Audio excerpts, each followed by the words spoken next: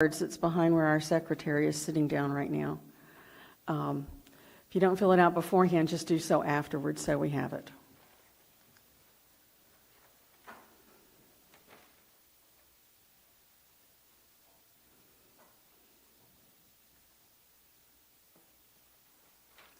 And there are also copies of the agenda up behind the dais there, or up behind Jenny.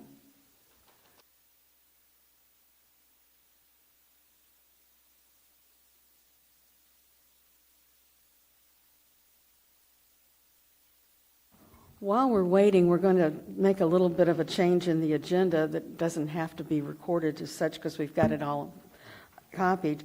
We're going to ask Mark McManus and Don Heaton to come up. They represent the United States Navy. And Mr. McManus is an ex officio member of the Planning Commission because of the extent of the Navy's operations with the overlay zones concerning the bombing ranges that are in Putnam County and adjacent to Putnam County. They're going to take probably 5 or 6 or so minutes and give us a presentation that details, is that right, 5 or 6 minutes? You ever take a little more maybe? 15? Okay. That may give us time to get all the systems operating. Anyhow, they're going to do a presentation for us today to explain their operation and how it impacts our planning and development in Putnam County. So without any further ado, I will introduce Mark McManus, who's the Planning Liaison Operator for NAS JAX. And it's all yours, Mr. McManus. Thank you, Madam Chairman. Thank you, everyone, for the Planning Commission to allow us to speak tonight. We need you to speak into the mic. Sorry. My name is Mark McManus. I'm the Community Planning Liaison for NAS Jacksonville, and as the Chairwoman said, I am the ex officio representative per Florida statute to the Planning Commission as the Navy. Can you all hear him?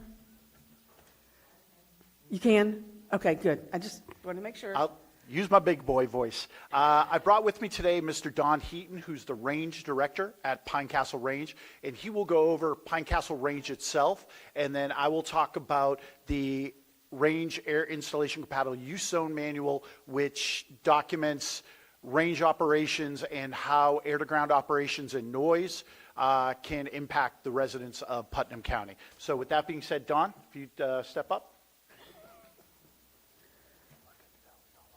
Okay, we'll keep with this. Good evening. Yeah, my name is Don Heaton. I'm the director of the Navy's Pine Castle Range Complex. So if you've got handouts or if we've got electronic versions, please open up to the Pine Castle Overview section. Do we have that on PowerPoint that we can? Yeah, right now the PowerPoint's not synchronized. Yeah. Okay. Like Are we going to get the PowerPoint fix synchronized back there? I think we're working on that.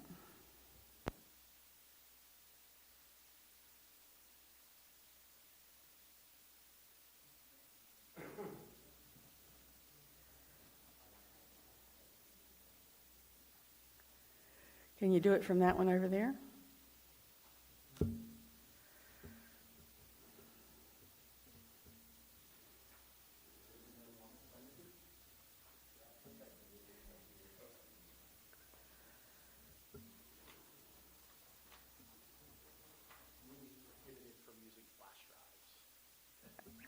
Well, that makes sense. That's a security issue. I can understand that. No input for that PowerPoint.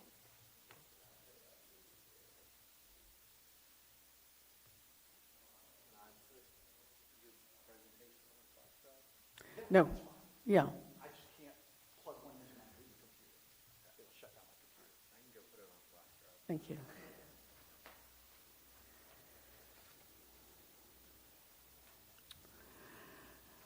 Again, I apologize for the delays. Are we ready to go with the regular meeting? Do you all want to get that worked out and then we'll have them at the regular time on the agenda now? That way we don't have to delay the agenda items. So, all right. It's 4:07. It's 4:07. I'm going to call the meeting of the Putnam County Planning Commission to order. Before we start, I do need to poll each member of the Planning Commission as to any conflicts of interest they may have with either of the two cases, or any ex parte communication that they've had with either of the applicants or with anyone concerning either of the cases. So I'll start with you, Mr. Morris. Have you had any ex officio communication? No. Have you had any, do you have any conflicts of interest? No. Thank you. Mr. DeSantis? No? No ex parte and no conflict of interest? I don't know whether your microphone works or not. It's not turned on. No, that, right. No, down by the, there you got it. John? Okay. Yeah. I have had no ex parte communication, and I have had no conflict of interest. Mr. Froelich? No and no. Mr. Hodge? Okay. Thank you very much. We are the Putnam County Planning Commission, and we work as as a body to give advice to the Putnam County Board of Commissioners. We operate under Chapter 163 of the Florida statutes, and we function under the authority of Articles 11 and 12 of the Putnam County Land Development Code. The primary responsibility of the Commission is to serve as an advisory body to hear and make recommendations to the Board of County Commissioners on matters related to provisions of and proposed amendment to the Putnam County Comprehensive Plan and the Putnam County Land Development Code. The members of this board will review each application and make a recommendation to the Board of County Commissioners at their regularly scheduled meeting on June 25th, 2024. Procedurally, we will call each case by name and number. A member of the staff will then briefly explain to us the nature of each request. We will then take any comments from the applicant or their representative, followed by public comments concerning the request. And then we'll bring it back to the board after that. Please direct all comments or statements to the board and not to other people in the audience. Before speaking, we will ask that you come to the podium, be recognized, and identify yourself by name and address. After all persons wishing to speak have been heard, we will then bring it back for a motion and action by the board members, which will become our recommendation to the Board of County Commissioners. The Board of County Commissioners will make the final determination regarding the application. All applicants have the right to withdraw their request at any time during the application process. The following cases, there are no cases that were advertised that are being withdrawn. The first case to be considered today is REZ 24-000002. Jennifer?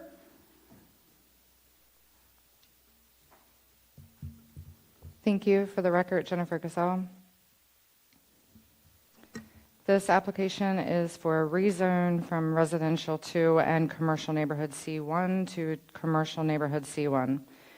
The applicant is WCR 2015 LLC, agent being Jane White, Bridget Costello, and Elizabeth Riley.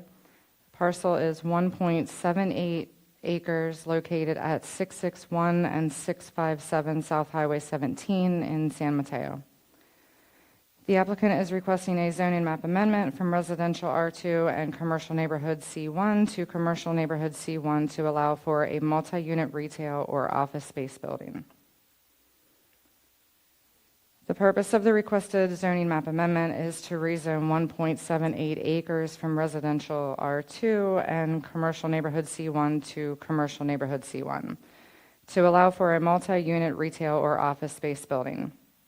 The parcel is designated urban service on the adopted future land use map.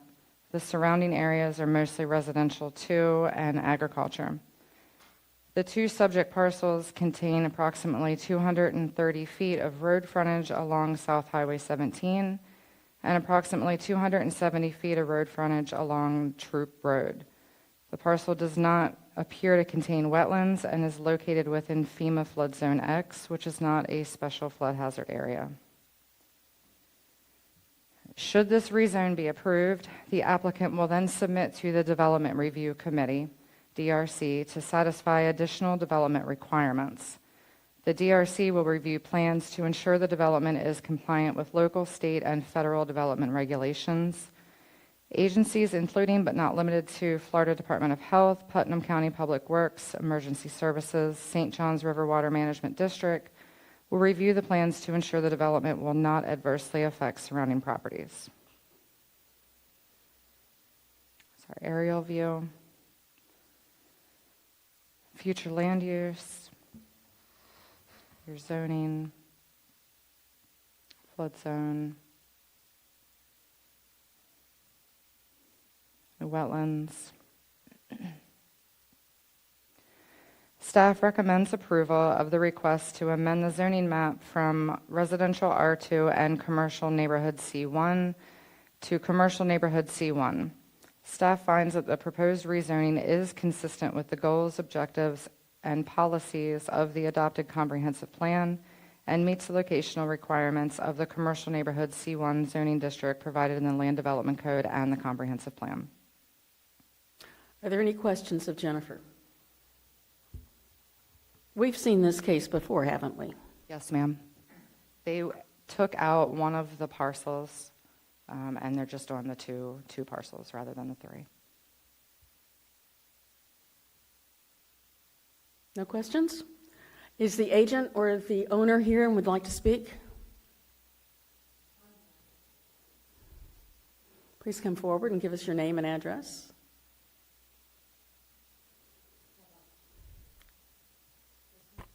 Yes. Elizabeth Riley, 129 Troop Road, San Mateo, Florida.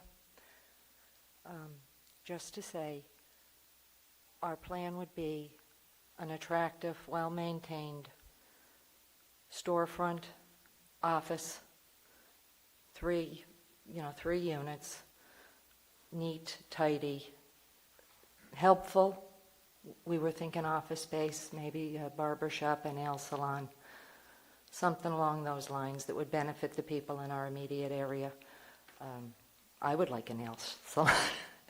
Anyhow, so just to say, nothing detrimental to our community. You know, certainly we live here. We would just like to do something that would be, presentable and helpful. That's all. And talk to us about the Quonset hut.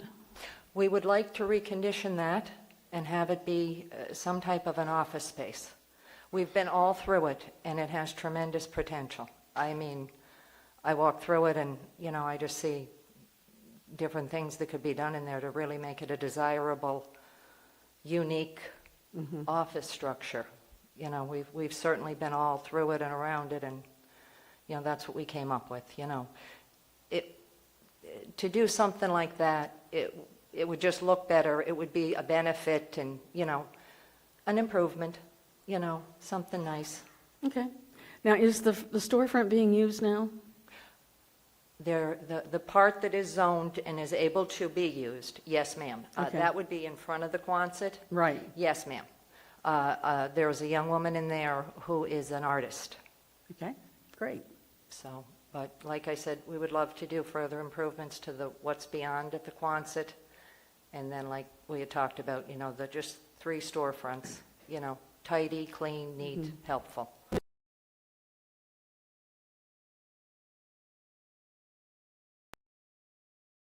Any questions? Okay, thank you very much. Please stay here in case we do have questions come up. Thank you. Is there anyone in the audience who would like to speak either for or against this? And no, I don't have anybody for that. Come on up. Yes, ma'am. Just hand that to Jenny. You'll be fine.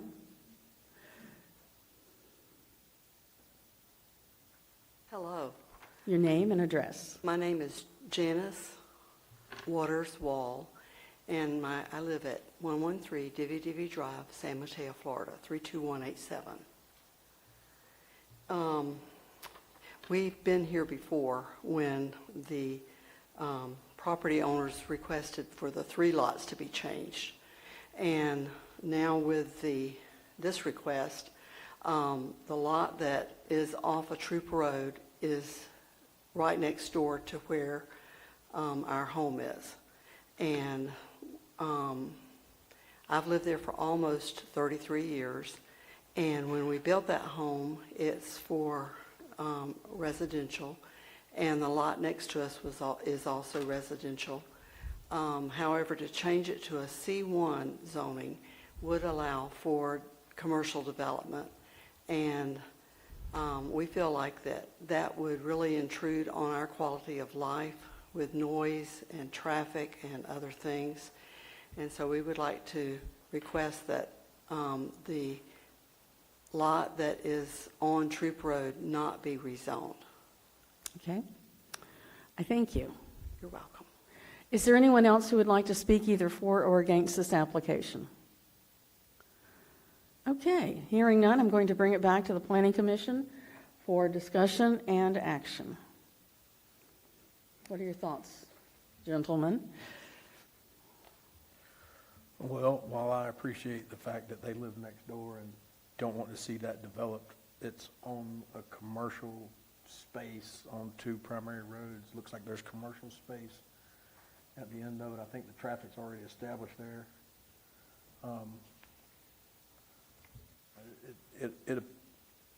With all due respect to the folks that live around there, I think it looks as if staff got it right with the recommended of approval.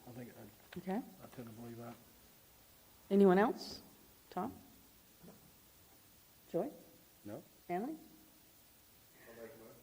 Go ahead. I move we recommend the Board of County Commissioners approve rezoning REZ 24-0002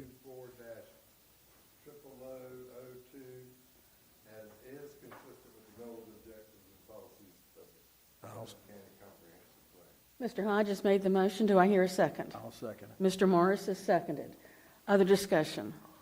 I think one thing we need to note with the completion of the 4-lane down US 17 to the bridge, a lot of that land along that frontage on the highway has been reclassified in the future land use map to be urban service and urban reserve, thinking that these are areas that are ripe for commercial development. So that's goes hand in hand with what this request is.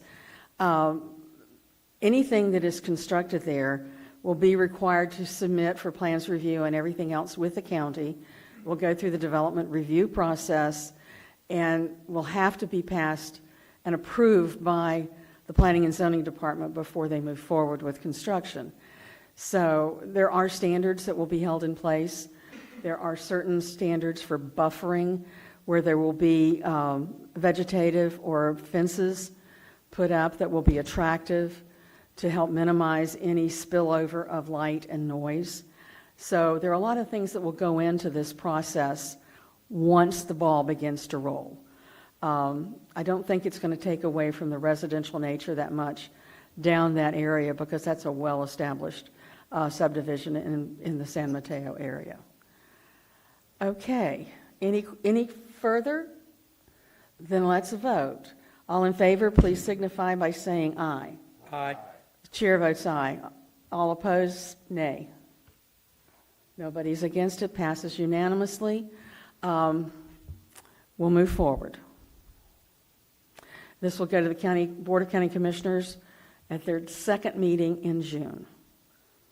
Next, we have on our agenda REZ 22-000003, which is an application by the Putnam County Board of Education.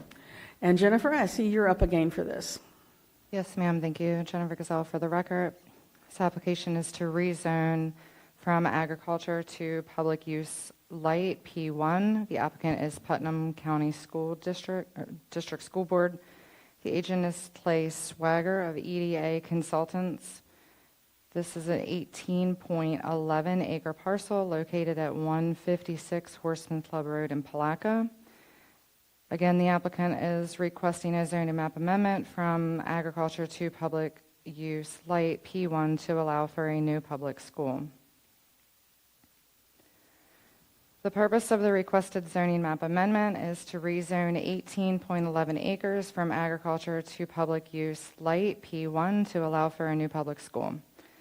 The parcel is designated public facilities on the adopted future land use map. The subject parcel has approximately 600 feet of road frontage on Horseman Club Road.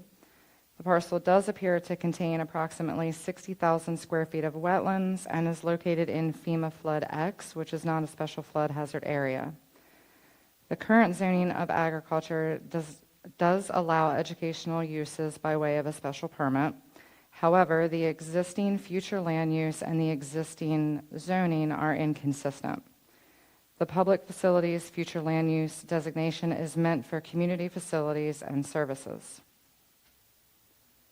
According to Table 2.01A of the Land Development Code, the public facilities future land use designation is only compatible with public light P1, public heavy P2, and planned unit development PUD. The previous school siting would have been classified as a Type 1 nonconforming use as defined by LDC Section 45-813. Nonconforming uses have provisions in place which allow for maintenance, repairs, and insignificant renovations to occur. However, any significant renovation, expansion, or redevelopment require the site to be consistent in regards to zoning and the designated future land use category. The only method of compliance for a new school to be built is to request an amendment to the zoning map to make the property consistent with the Land Development Code and the comprehensive plan. Construction of public schools by the Putnam County School District are exempt from obtaining building permits from Putnam County. In addition, the Putnam County School Board is exempt from submitting development plans to the Development Review Committee. School building plans and site development plans are preempted to the Florida Department of Education and NEFAC for approval by certified reviewers specializing in the development of public school buildings. Our aerial view. Future land use, zoning, flood zones, wetlands. Staff recommends approval of the request to amend the zoning map from agriculture to public use light P1, as the proposed amendment is consistent with the adopted goals, objectives, and policies of the Putnam County Comprehensive Plan and is compatible with existing development in the area. Thank you, Jennifer. Are there questions of staff? Okay. Hearing none, I see we have several representatives out in our audience. Who's going to come forth and talk? Please state your name and your address and help enlighten us. Good afternoon. I'm Clay Swager. I work with EDA Consultants. I'm a land planner here in North Florida. Our address is 720 Southwest 2nd Avenue, Gainesville, Florida. We're here representing the Putnam County School Board as the property owner. I'd like to just make a few basic comments, and if you have any questions for us, we'd be glad to answer them this afternoon. As you all are probably aware, the E.H. Miller School is under a rebuild process right now with the school board, which is excellent for the level of service your public schools here. But part of that process, Putnam County zoning has made us aware that the zoning of the land is still zoned agriculture. And they also indicated that the future land use map in the comprehensive plan for Putnam County identifies the property as public facilities. And your land development code identifies P1, which is public use light, and P2, which is sort of more intensive type public uses. And PUD are the only zoning districts that are consistent with your comprehensive plan land use map that's been in place for a long time. And so as such, we're coming to you to request a P1 zoning for the property, which again is the public use light. That's the definition from the county code. It really only allows schools, cultural uses, civic uses, and recreational uses. It does not allow some of the more intensive type public uses that you might find, like utilities or prisons or anything like that. So it's really just sort of, it's limited to those things. And of course, this has been a school property for decades and decades. And so this will help the process along in getting the school ready for next year to serve the community. The planning staff does have a recommendation of approval, and they find their recommendations that were consistent with your comprehensive plan, and we agree. We did submit materials and a report to that effect. I'm also here today with the school superintendent, Mr. Surency, and the engineer of record, Mr. Sergio Reyes, if you have any questions for us. And again, this is one of many different steps and processes that we're going through for the school expansion. So we appreciate the chance to be here and happy to answer any questions that you may have. Thank you. Thank you. Are there any questions? I've got a question. So typically with any general construction, any contractors in town building in a not for the school system, the first stop in that trip is typically planning and zoning to make sure that there's zoning clearance. With the school district being in a quasi-independent scenario, meaning they do their permit records review, or their permit review in-house, in effect, through NEFAC. Yes, sir. Whose responsibility and where does it fall to get that zoning clearance, and why was it not in the beginning of the process? Why have you guys already demoed thousands of square feet of existing structure out there without the building being zoned properly? Yeah. Where does it fall in the sequence of events? Well, you are correct in that the site improvements are allowed through that separate process as a school board facility. We also have gotten other permits for utility connections, road access, and so forth that are outside the purview of the school board. Quite honestly, we just were not made aware of the need to rezone the property until later on. We knew that the comprehensive plan had established that as a school site for time, and essentially as soon as we were notified, we filed the application. Okay. And I can answer a little bit of that. This is one of those situations where the future land use map and the zoning map are in conflict because they just never were brought up to date I understand. from an internal basis. And there are going to be many, we're going to see this as we go through. We've seen it a lot with what we have a non-conforming use in zoning in relationship to the land use map. And it's just a case when the land use map was first established, it was done manually, and the zoning map was done manually, and they not all the time were compatible. And we're finding this, we see this a couple times a year. We're going to see non-conforming uses where we're being asked to do it. So I'm not going to lay all the blame on the Board of Education, but yeah, there's a little there with them, and there's a little there with us. Well, and I have a follow-up question to that, and this is probably more for Zach. When the school board builds a new structure, places a new structure on, do they get zoning clearance through the county, or do they do that without any oversight from the county? It has to come through the county. Is there a zoning permit issued anytime they bring in portable buildings and stuff like that, or build sheds, or is that in-house in the school district? All new development for a school site is the school's purview through NEFAC. So they do not bring a site plan to you guys for review before they, say, place a portable building or place a storage building or gymnasium or anything like that? That doesn't get reviewed by the county, or does it? No, sir. It doesn't? Mm-mm. Okay.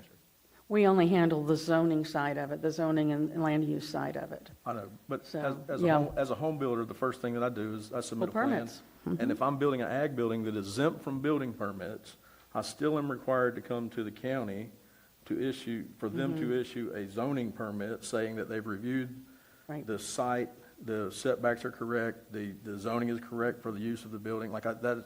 That's something that happens outside of the building Right. permit portion of that. But you're saying there's none of that with the school district. Is that how I understand it? That is correct. Okay. This is one of those things we don't see every year and every week. But any other questions? I would just say I can tell you that just working in other communities as well, particularly when there's a public use that's been there a long time. Sometimes the zoning map has never changed from agriculture, and it's just there until something comes forward. Right. It's I not- do have another question. Yes. Water and sewer, currently, where's the closest water connection? Municipal water connection, not well water. I would ask Mr. Reyes to come forward, engineer record. He can speak a lot more Okay. detail on those issues. Thank you. If you would give us your name and address. Sure. Sergio Reyes, with EDA Consultant, 720 Southwest 2nd Avenue, Gainesville, Florida. The old school have a water connection on site, and actually the utilities are provided by the city of Palatka. So we are improving those. Water and sewer are going to be improved. There is it was an existing lift station serving the property, serving the old school. That is going to be rebuilt, completely demolish the old one, and a brand new lift station. So water and sewer are provided by the city of Palatka. You're saying there's currently municipal water and city, Yes, sir. city water and sewer there? Yes, sir. Okay, that was not my understanding. It is. It's there, and we got a permit from them to connect to that. Okay. And that line extends all the way to the current property? Actually goes past the existing property, and you drive along Horseman Road, you see the fire hydrants in there, so that gives you an indication where the water line goes. Okay. All along there, but it is to the property in there, yes. And where's the sewer plant for that? Where's the sewer The plant? lift station, the existing lift station is in the south part of the property, by the wetlands, by the ditch. If you guys look at it, not the property. In the south part of there is a lift station. It was a lift station provided in there. They serve the school and they serve other property. So now the first main is excuse me. We're going to put a brand new lift station in there and connect to the first main heading south. The lift station is also, there is a force main in the south side of the property. Okay. It's the force main, it goes from the lift station south, then east, and then south again. Okay. And I've Do we been have a there map for of many years. Services, those municipal I don't, services? we don't have a map of the municipal services on that No, site, do we? unfortunately, no, we don't. We should have been a PowerPoint, but no. Yes, that was there for many, many years. That's the way the old school was served with water and sewer. Okay. Now, this school is going to have a water tank, but this is for fire protection. It's different. Okay. A holding tank, yeah. For fire protection, they require by building codes, today's building codes. Okay. The other question I have, you guys, in our packet, it referenced the traffic studies. Have our traffic studies been done for Horseman Yes, Club Road? we and have they did been a submitted? traffic study to determine what is the route of the bus. The bus route is coming from the south, from 19. It can enter the property from the south end, turn around, and leave in the same way. So there is not going to be bus traffic going north to 20. Now, also, we have some meetings with DOT. State Road 20 is DOT road. I'm going to try to see if we can do some improvements along that intersection, Horseman and 20. Improvements is going to be something like a school zone signs.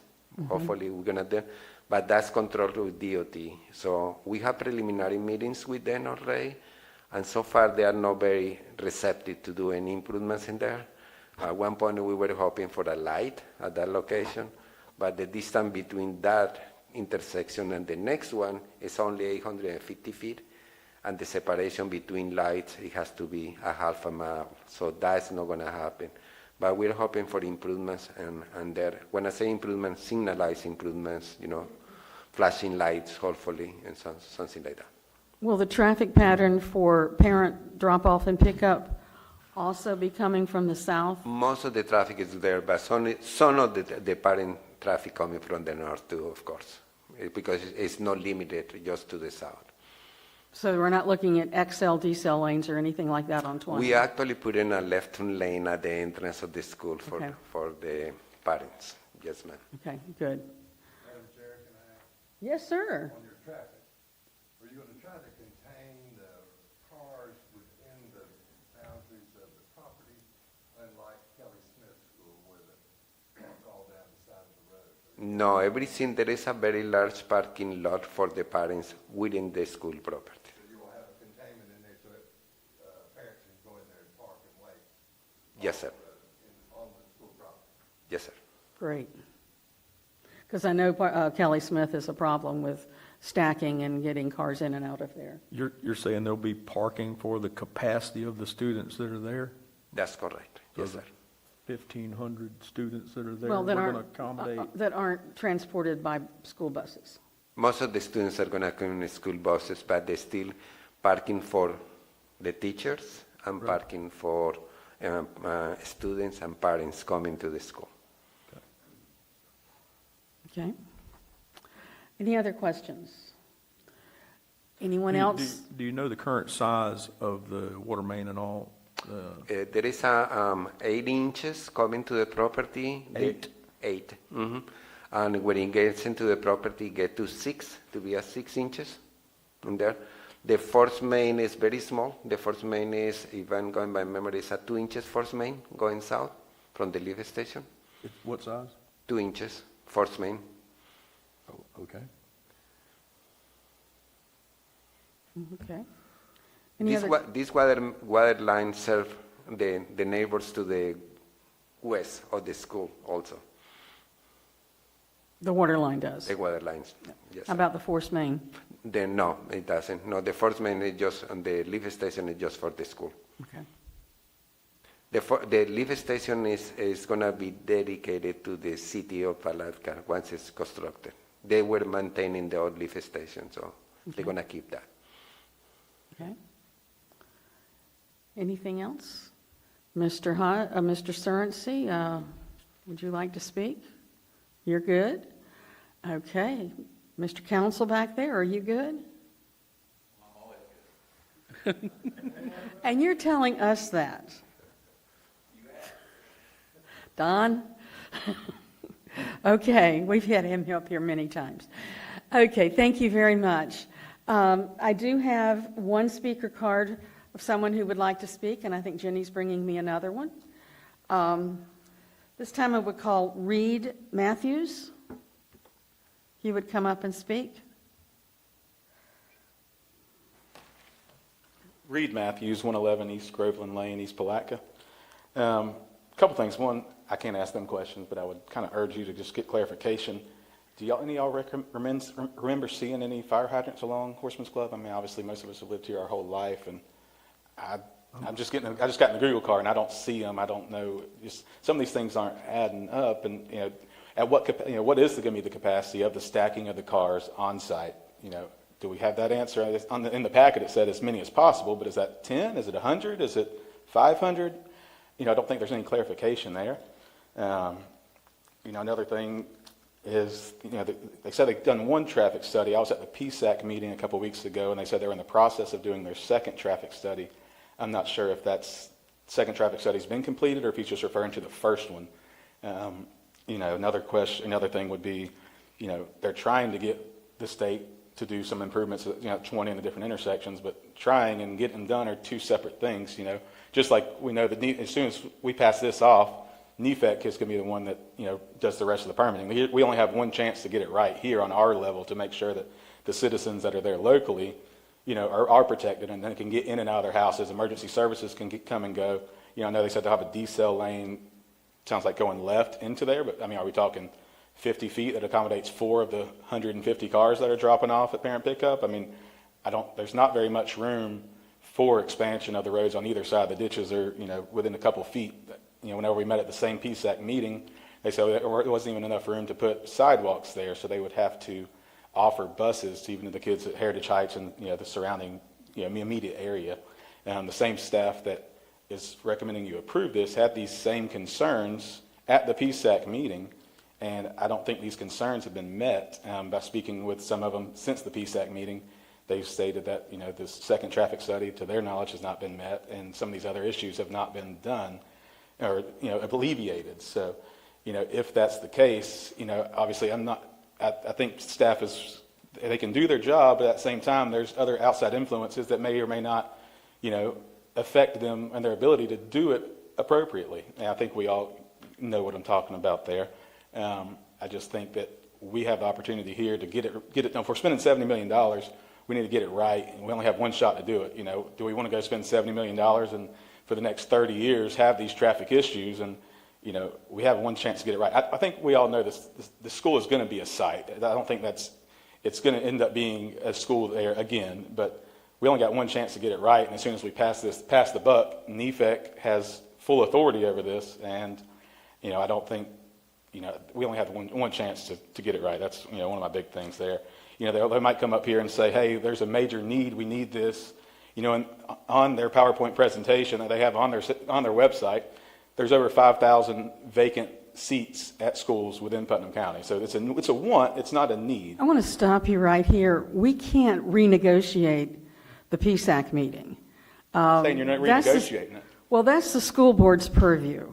It's all municipalities. We're here only to discuss the rezoning of that particular site. I totally understand. And, any questions about traffic studies, we have the one traffic study that's been done that was submitted for this. We're going off of the submittal for the rezoning. We don't have the authority to make any of the changes in how they're using this property, other than to rezone it for the proper zoning to be in compliance with the future land use map. Don't you have the opportunity to rezone it or not rezone it? There's just recommendation. We have the Nobody's holding a opportunity gun to approve, to recommend approval or disapproval of the rezoning. Okay, and that's what I'm speaking about. So Okay. the PSAC, I'm not sure if you know what the PSAC meeting I is. do. That's the one, the interlocal agreement where the county was there and all the municipalities. We're fully aware of that. But I wanted to just caution you that what we're doing here is only the zoning. It sounds like you have your mind made up, so I'm wasting my time. No, mine's not made up.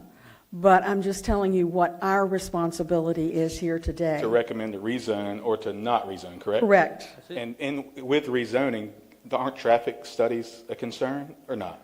They would be on the private side. Well, we've just had an explanation of traffic that they are going to provide on-site parking for parents coming to drop off and pick up students. We have to Do you go know with the their capacity recommendation. of this parking? Is the traffic study in your packet? Because I didn't see the traffic study in the packet. Okay, I'm not going to argue with you, but I just want to make it clear that I'll go we're sit here for down. zoning. You have your mind made up. Thank you. No, we're here for zoning only. Traffic has nothing to do with zoning? It does, but we've already been told what they're going to do about traffic. They said they're going to have some parking on site. They didn't tell you how much and how many people they Right. expect to have, so. I'll That's sit going to down. be between them and NEFAC in their design process. We have a sidebar up here? No, I was going to ask if I could speak after all. Of course you may. I know you wanted to. Up the microphone. No, you meant that in the kindest of ways. I know. You can't come in this room without speaking. Well, there's some truth to that. Don Holmes, 222 North 3rd Street, Palaca, 32177, on behalf of the school district. First of all, I've said it before, I consider Reed Matthews a friend, and I also consider him to be a very bright, ambitious, and productive business person in Putnam County, an asset to the county. So nothing I say is intended in any way, shape, or form as a personal criticism of Reed.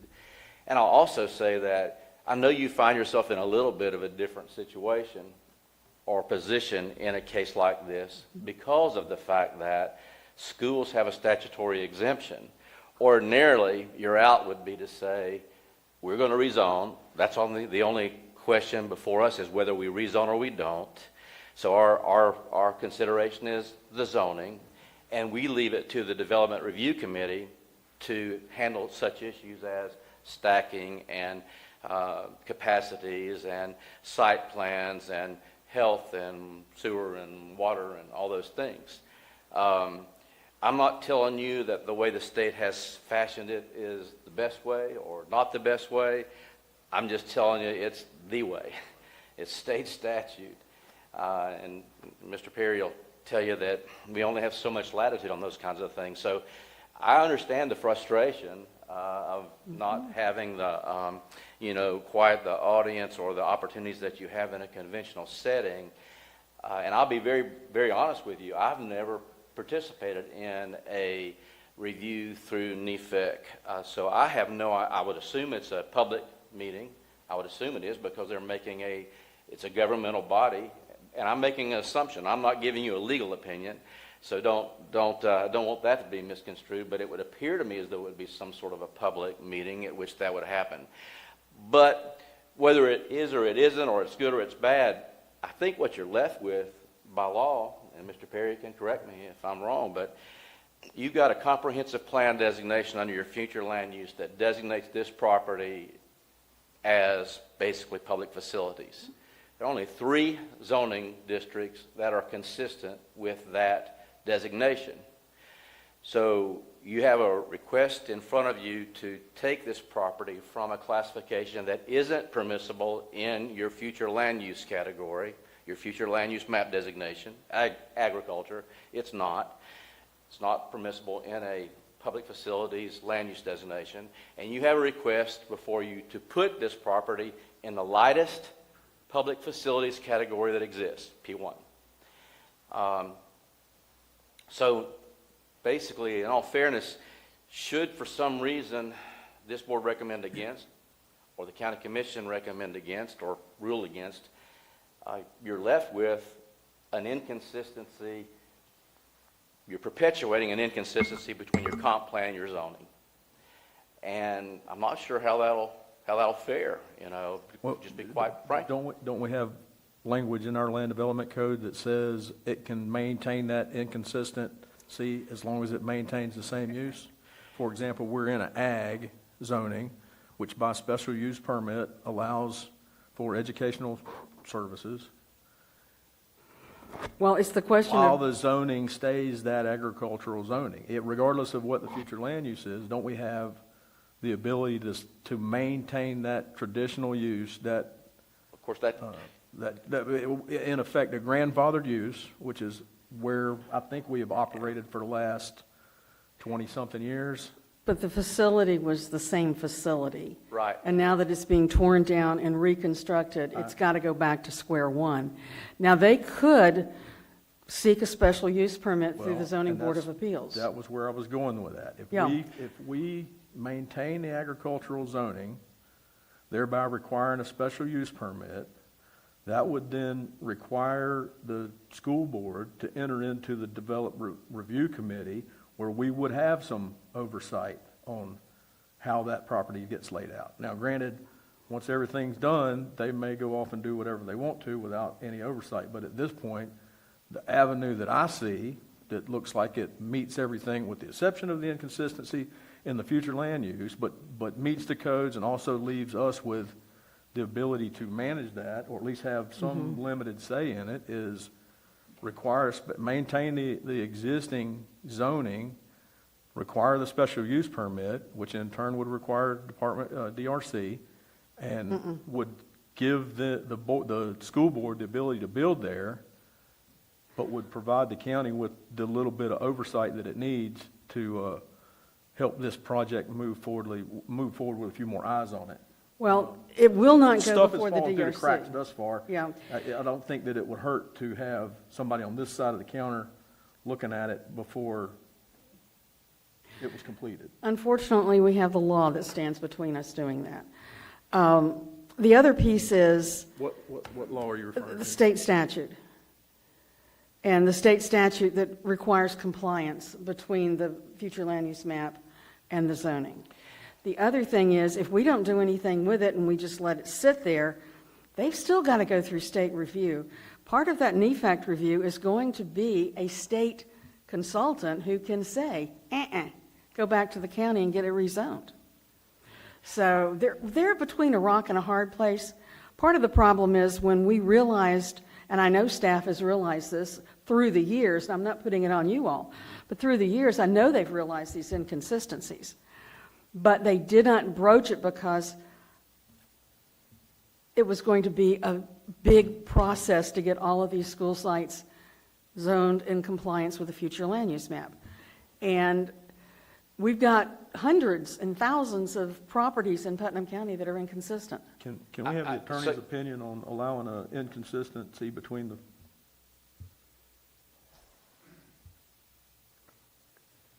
Can I say one thing first?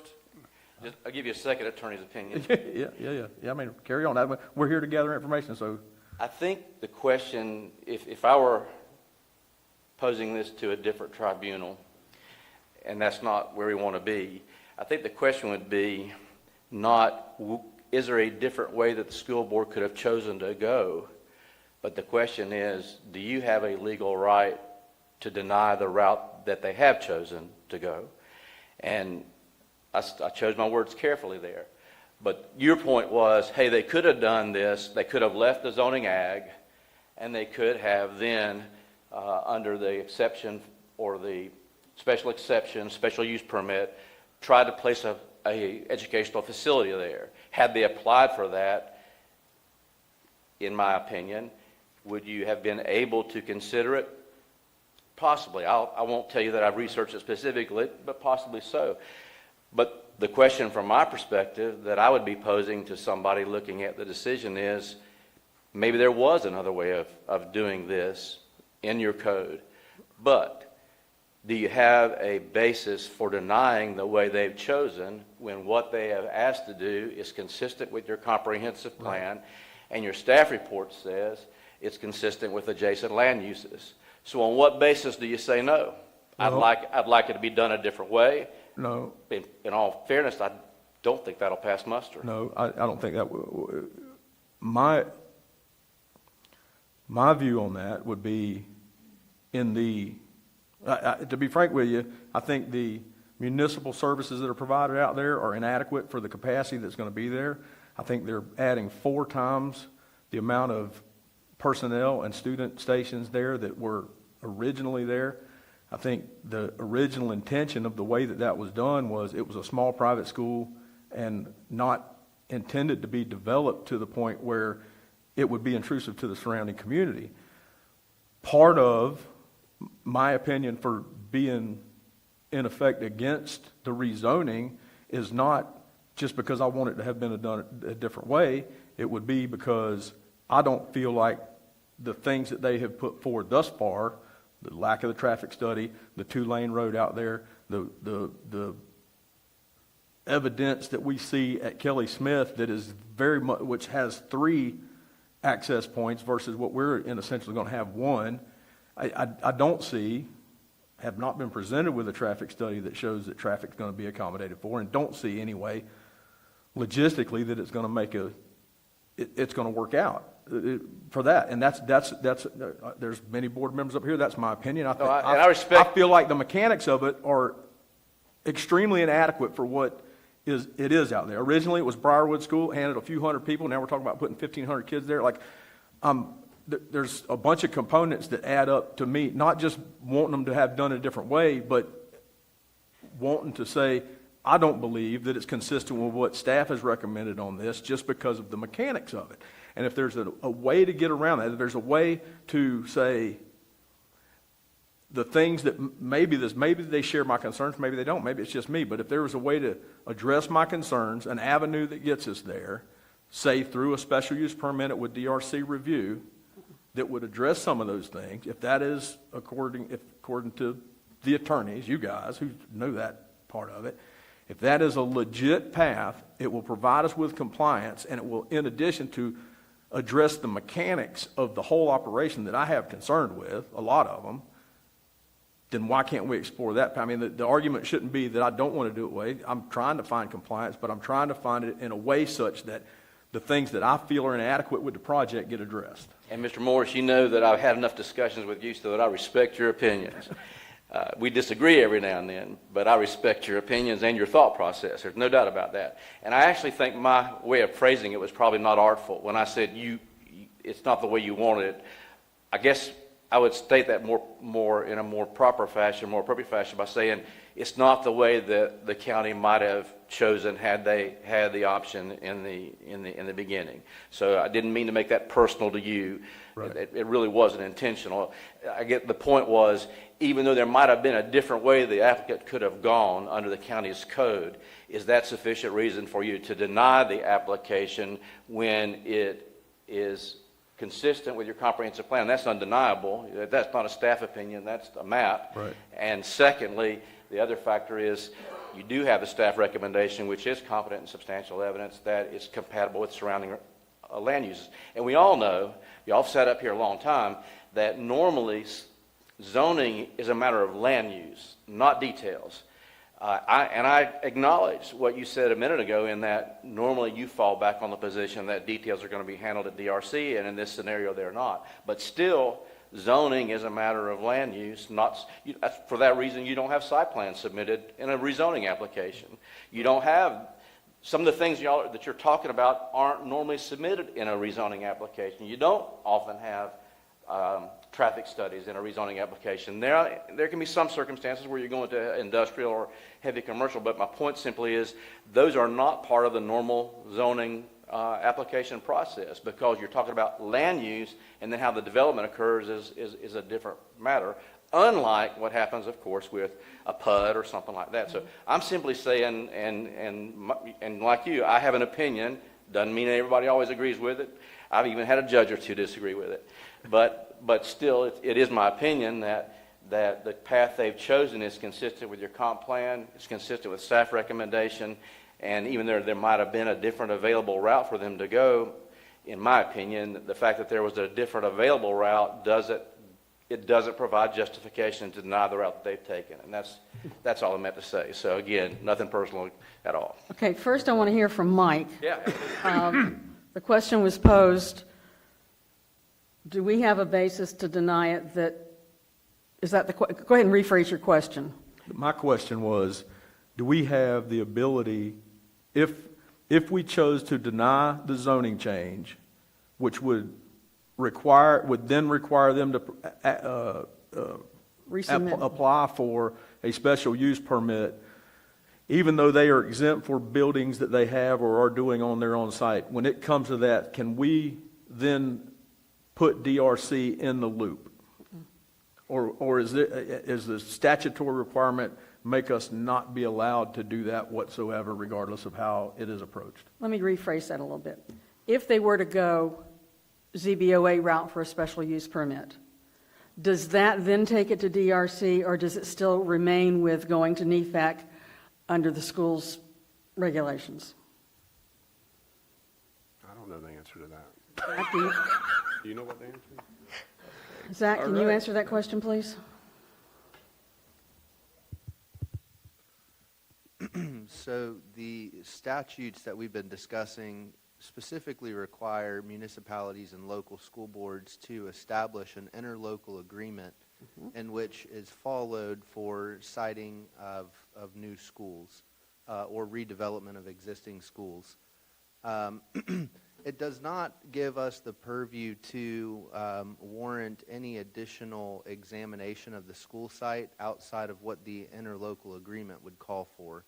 So while we could go to, if the board denied the application, could go to a special use permit, that doesn't automatically trigger a threshold for DRC, and if we conditioned the special use permit to require DRC, we'd be probably in a different discussion with county attorneys and school district attorneys as to whether or not that would comply with the interlocal agreement that we already have on record for the siting of a school.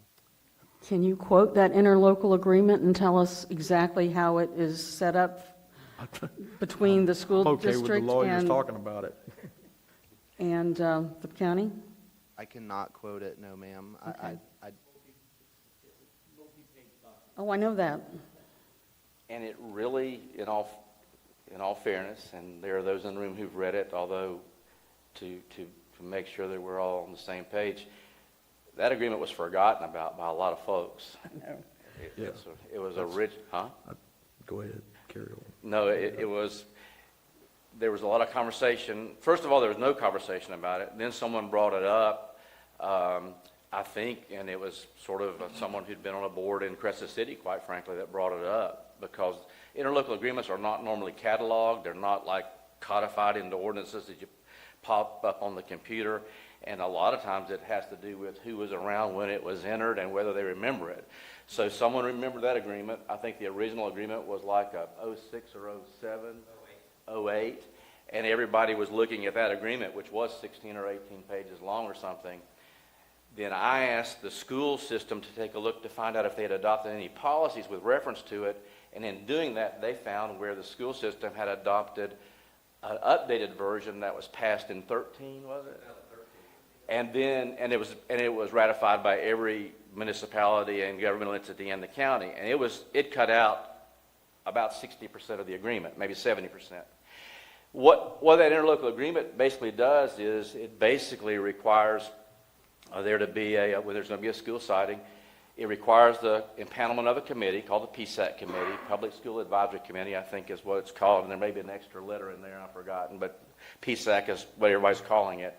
And that committee, it says what it's comprised of, and there's representatives from the county and the municipality where the school is to be sited, and school board representatives and school staff. And then that committee is supposed to look at either one, and it has alternative methods of moving forward. On the one, that committee can come up with a site where they think the school would be. But it also allows the district to submit only one site.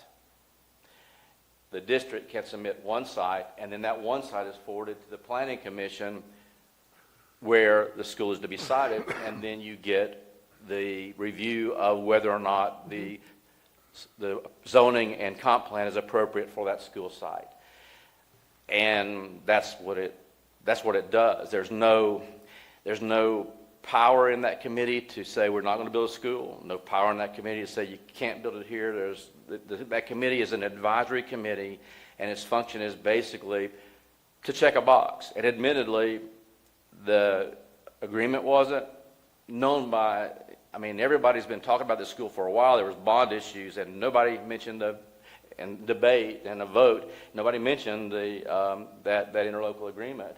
And then when it was mentioned, everybody relied upon and looked at the wrong one for a matter of time until we found the updated one. And then when we finally looked at the updated one, it is an advisory committee. And whereas if the only option would have been to ask the committee to go find a school site, which would have been substantially different than the process that has occurred, in my opinion, there could be a huge problem. But when it has the option of the board picking a site and saying, this is the site we want you to look at, PSAC, and then the PSAC is to forward it to, the school district is to forward it to the planning agency of the jurisdiction where the site's located, the PSAC is it's kind of intended to make sure boxes are checked. And it was missed. There's no way, it was missed. Thankfully, I wasn't on board when it was missed. But I might have missed it too. I'm not telling you that I wouldn't have, but it was missed. Well, in a perfect world, that would be an appendix to our comprehensive plan. Yeah, maybe so. So but anyway, I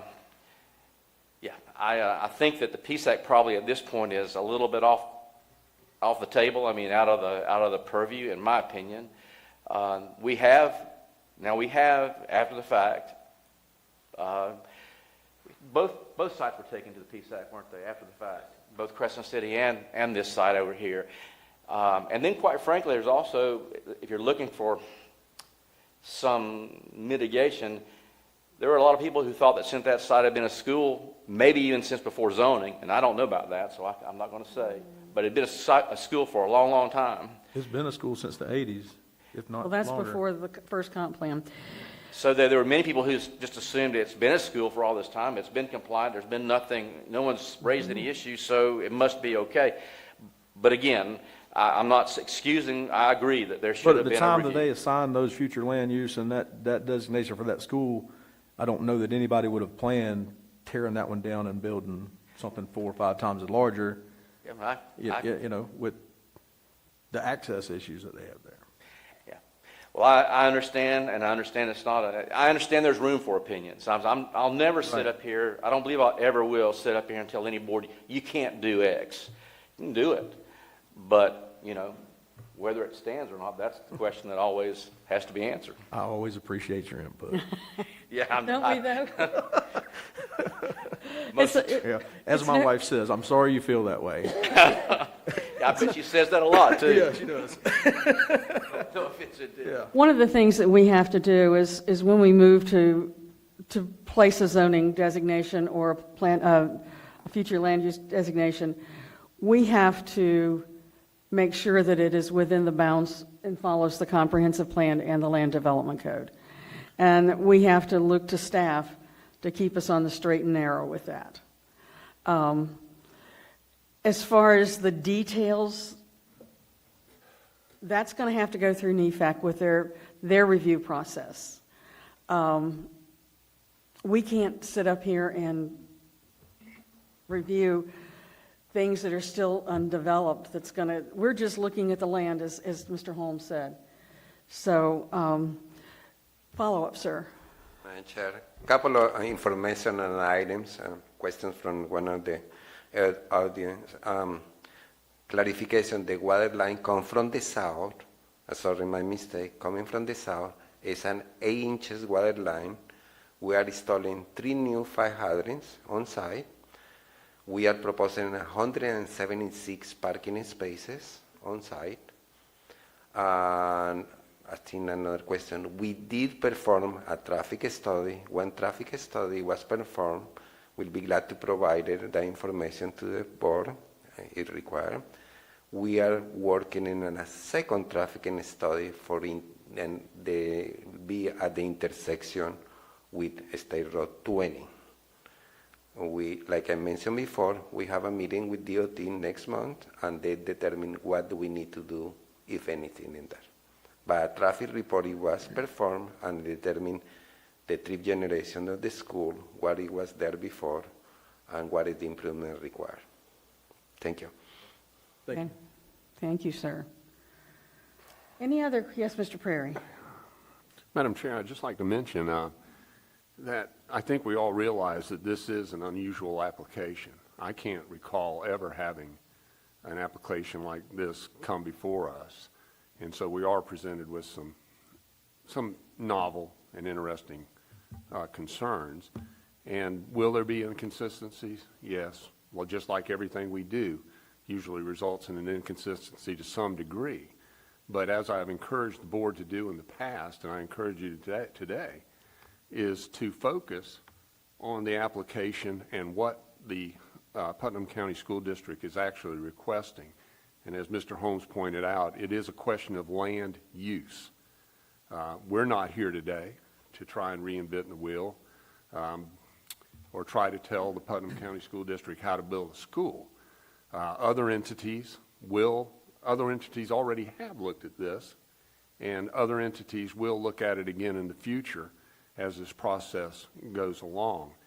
But I have to agree with Mr. Holmes that it all boils down to what is our purview today. And I agree with you, Madam Chair. What is our purview today?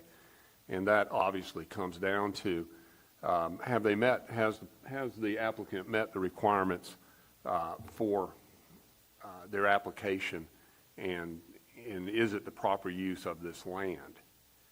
But I don't know if I've answered Mr. Morris's questions. Well, he asked some very insightful questions, but right. That's, and your statement there was we're up here to determine the use. The zoning, the use, the future land use. I mean, that is the use. And in this case, more so than most, we have more information than we typically do about what the use is going to be. We know what they're going to do. You can get on the internet and look up the plans for what they're going to do out there. So. Whereas most of the decisions we make, we have a vague idea of how they're going to be used, or we have a homeowner coming in here telling they're going to make office space or whatever it is. We have way more information on the use of this property in this case, in my opinion. And again, this is all my opinion, but in this case, I feel like we have way more information than we do on most other cases, and that's exactly what all these questions that I posed and we have semi-addressed in our agenda packet, those all relate to the use of what they're going to do out there. So I'm just trying to get us to a position where we're compliant, but we also have enough oversight that some of this stuff doesn't fall through the cracks. Well, and in normal zoning cases, we don't even know what they're going to do. They don't put on the application what the purpose of that rezoning is. You don't know what they're going to do, but I do because I've seen the internet page. You know what I mean? They're going to build a We know about this one. Student. We know about this particular application because it's a very big public information piece. But most applicants that come before us Just I want to agree with that. rezone. Like, I agree with your statement. I think you're rewording what I'm saying is, Yep. we are addressing a use, but we have been given more information than normal on this. And while Yeah. that excess information may not be beneficial to somebody that's given us the information, it's still information we've been given to solve this problem. Right. And basically, what we have to look at is what staff has given us and what our code says and what our comprehensive plan says. Mr. Matthews, I want to clarify something. I'm in no way predetermined how I feel about this. That's where I'm coming from, is from a position of what the comp plan says, what the application requested, what the land development code provides. This is not the forum to discuss the details about how they're going to use their land. That forum lies with the Board of Education. It lies with PSAC. It lies with NEFAC as this goes forward. It lies with the State Department of Education representatives. But it doesn't lie with this board. We're voting on the zoning. We're voting on the zoning as public facility. And we know that they're wanting public facility for a school building. That's really as... Well, in most... absolutely. But I don't mean to offend you and say you're wrong, because you're not. I'm not stating that.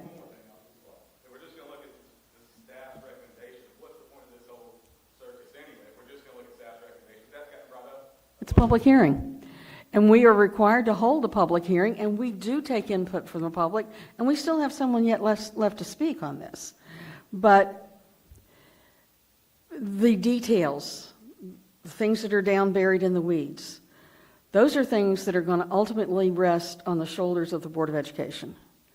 And if they make a mistake, who's going to have to pay for that? The citizens will ultimately, you're right.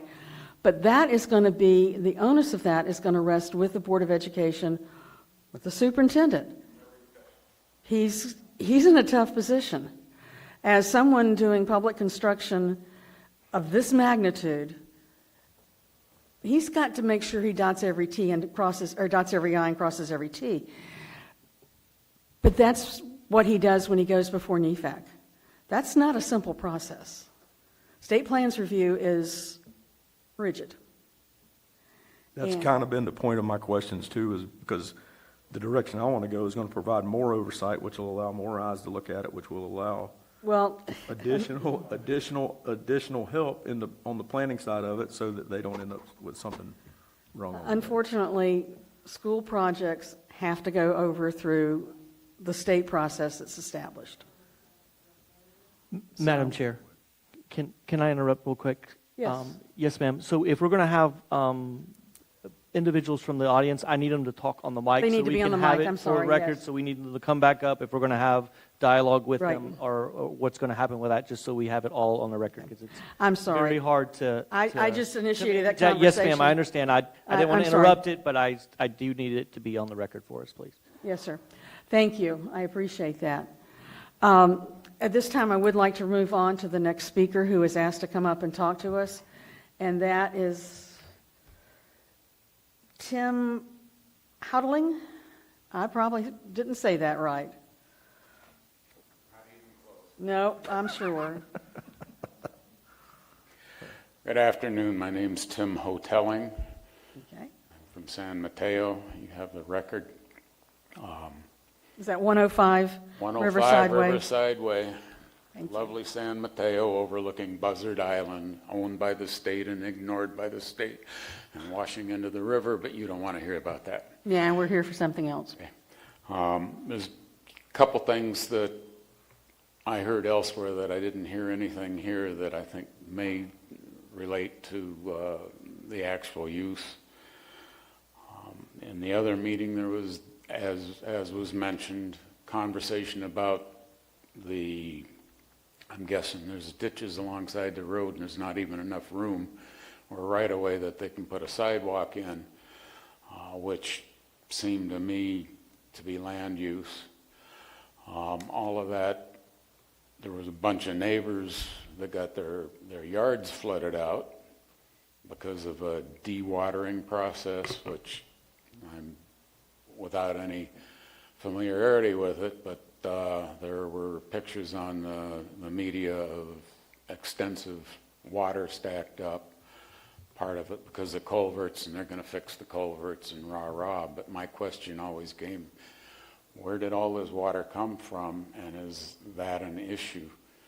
Today I heard here 60,000 square foot of wetlands, but I didn't see anything identifying where in this parcel and the Y4 and whether that's prohibitive, which goes back to if you got ditches alongside roads, maybe you got a lot of water that comes running in and out, and it may be just simply a complication for developers, but just like the traffic studies, I was really looking forward to getting an eyeball on them, and I think it'd be really advantageous, at least to me, for a public records request to have those studies as part of your package that would be available for public records. Those records lay with the school board, so your public information request would go to the Board of Education. Because that's they have ownership of those records, we don't. I thought I heard you say that it was already part of your package. It's been done, and they've said they have done those studies. You haven't seen them? No, we don't see that because we're just looking at the land use. I don't. You know, we haven't seen those.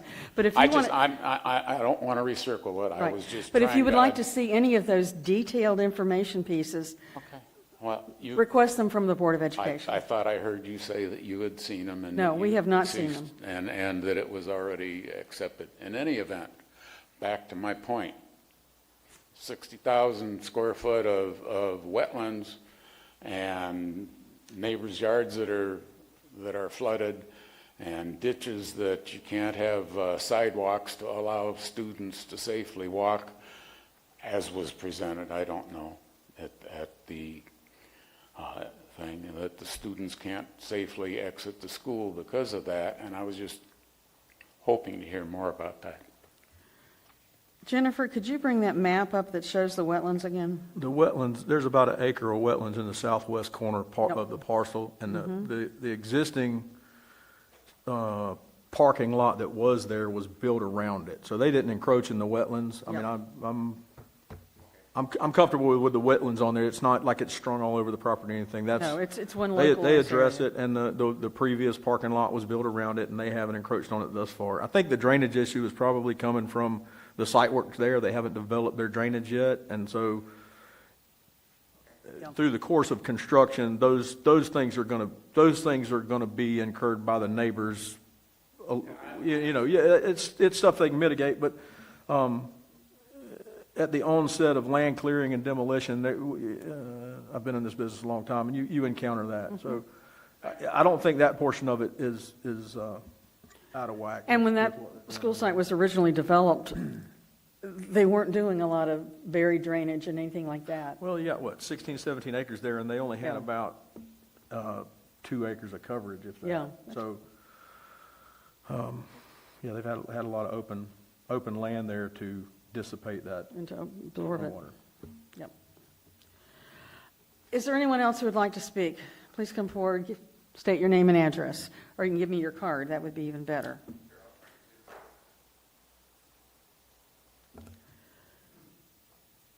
Thank you. My name is Ernie Silcox. I live on 374 Horseman Club Road, Palaca, Florida, 32177. So I wrote this speech before I came in, just off the cuff from my own opinions and comments. Some of this has changed, some of it you've already addressed, and this may not be the best forum for me to bring it up, and I appreciate you letting me know that. But I still want to say it, just because of the zoning changes. Mr. Morris, you brought up a lot of good questions. Some I've had, I know Mr. Matthews has had, so I kind of just want to go from there, if that's okay. So first off, thank you. I wanted to thank Reed Matthews for posting about the time of this meeting. Thankfully, I was able to get work off to attend. I know there's been a lot of public discussions about this site.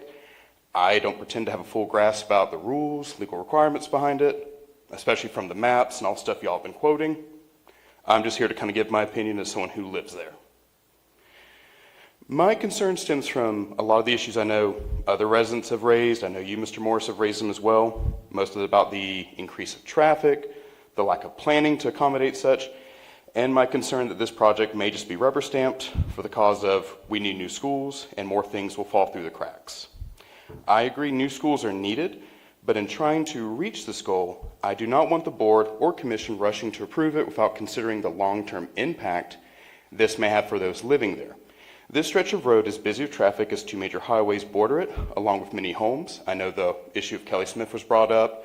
I drive by it all the time trying to get to places. I'm worried about the same thing on that stretch of road that I drive through fairly regularly. We should not rush to approve this simply to appease the school board's timeline, as due diligence over this would be in the best interest of all, both the taxpayers, the county, and the school board itself. So, like I said, I know some of this has already been beat to death, like a dead horse. I don't mean to do that. That's kind of my opinion as someone who lived there. And now that I know that there may be a better forum to address that, that's where I'll kind of go with that. But I know at the end of the day, you're going to make your recommendation. The county's going to make their recommendation. Then the powers that be, it goes to the wheels. So I appreciate you giving me the time to be heard. And I hope you will take some of that into consideration in your decision. Thank you, Mr. Silcox. I'd like to ask a question of our attorney. I know this has been asked and raised and talked about.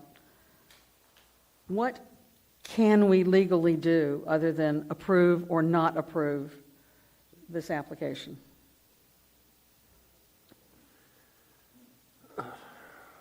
Madam Chair, I'm looking at section 45-921, which falls under public boards, and in particular, I'm looking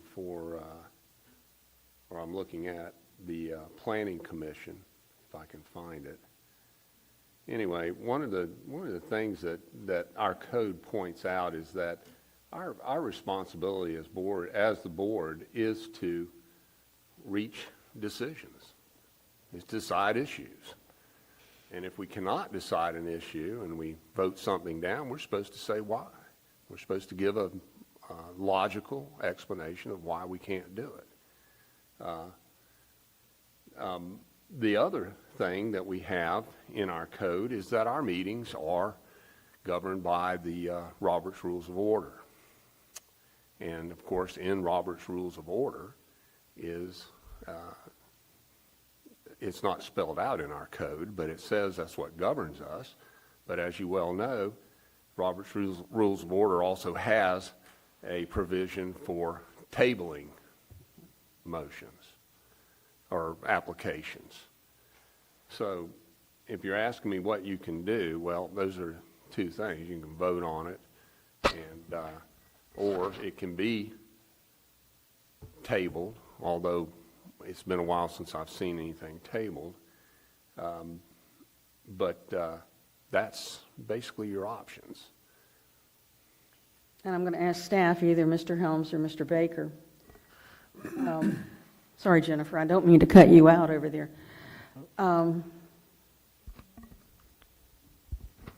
Madam Chairman, Yes. may I speak here? I've been listening now for almost an hour.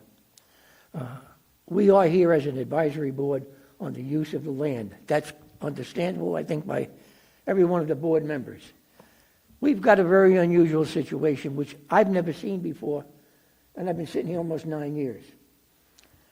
I've been in situations like this before in different cities that I've been involved with, and probably one of the only things I could suggest is you have a school board that wants this project approved. We, as a planning commission advisory board, hate to see something go where we don't have any control at all once we give the blessing on it to go. Nobody in this county is going to have any more advisory other than they're going to go their way, the way they want to go, basically. The county is out of it, from what I understand. What I would suggest, the school board that is present here, representatives are here. You've heard some very logical objections from people who actually have been around, who are in the construction industry, but more so than that, you've heard some residents that are going to live in an area where now there is a school. It's an outdated thing, and it's going to be replaced by something 3 or 4 times the size of what was there before. So to say it's a school and it's a school, it's 2 different situations. What I'm going to suggest is, number one, if the school board is trying to get this thing through, and we have some objections up here, this thing was presented right now, I couldn't go for it. There's too many questions and too many valid concerns that, in my opinion, are very, very valid reasons. We should table this to a time certain to give the school board a chance to come back with a better plan, more explaining about traffic flow, pedestrian flow, parking, the things that were raised right here, water flow. Get it all out in the open. If you can come back with a presentation, give it 30, 60, or 90 days, and bring it back to us with some of these questions answered, and I think you'll get a whole lot of different response from what you're seeing here on our board. That would be my suggestion to table. Well, And how would that? Can I say something? I'm going to ask Mr. DeSantis something first.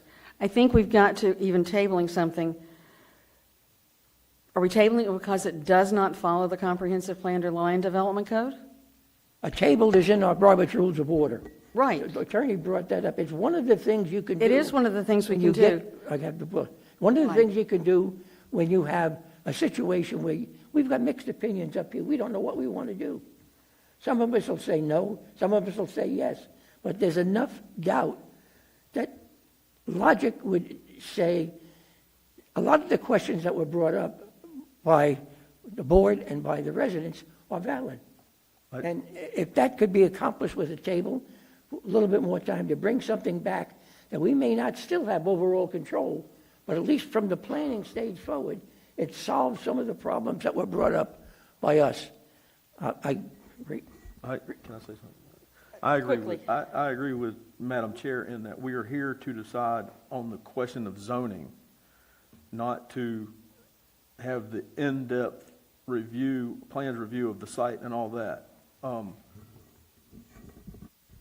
What we need to do, and this was my whole purpose about asking about DRC and a special use permit, was if we deny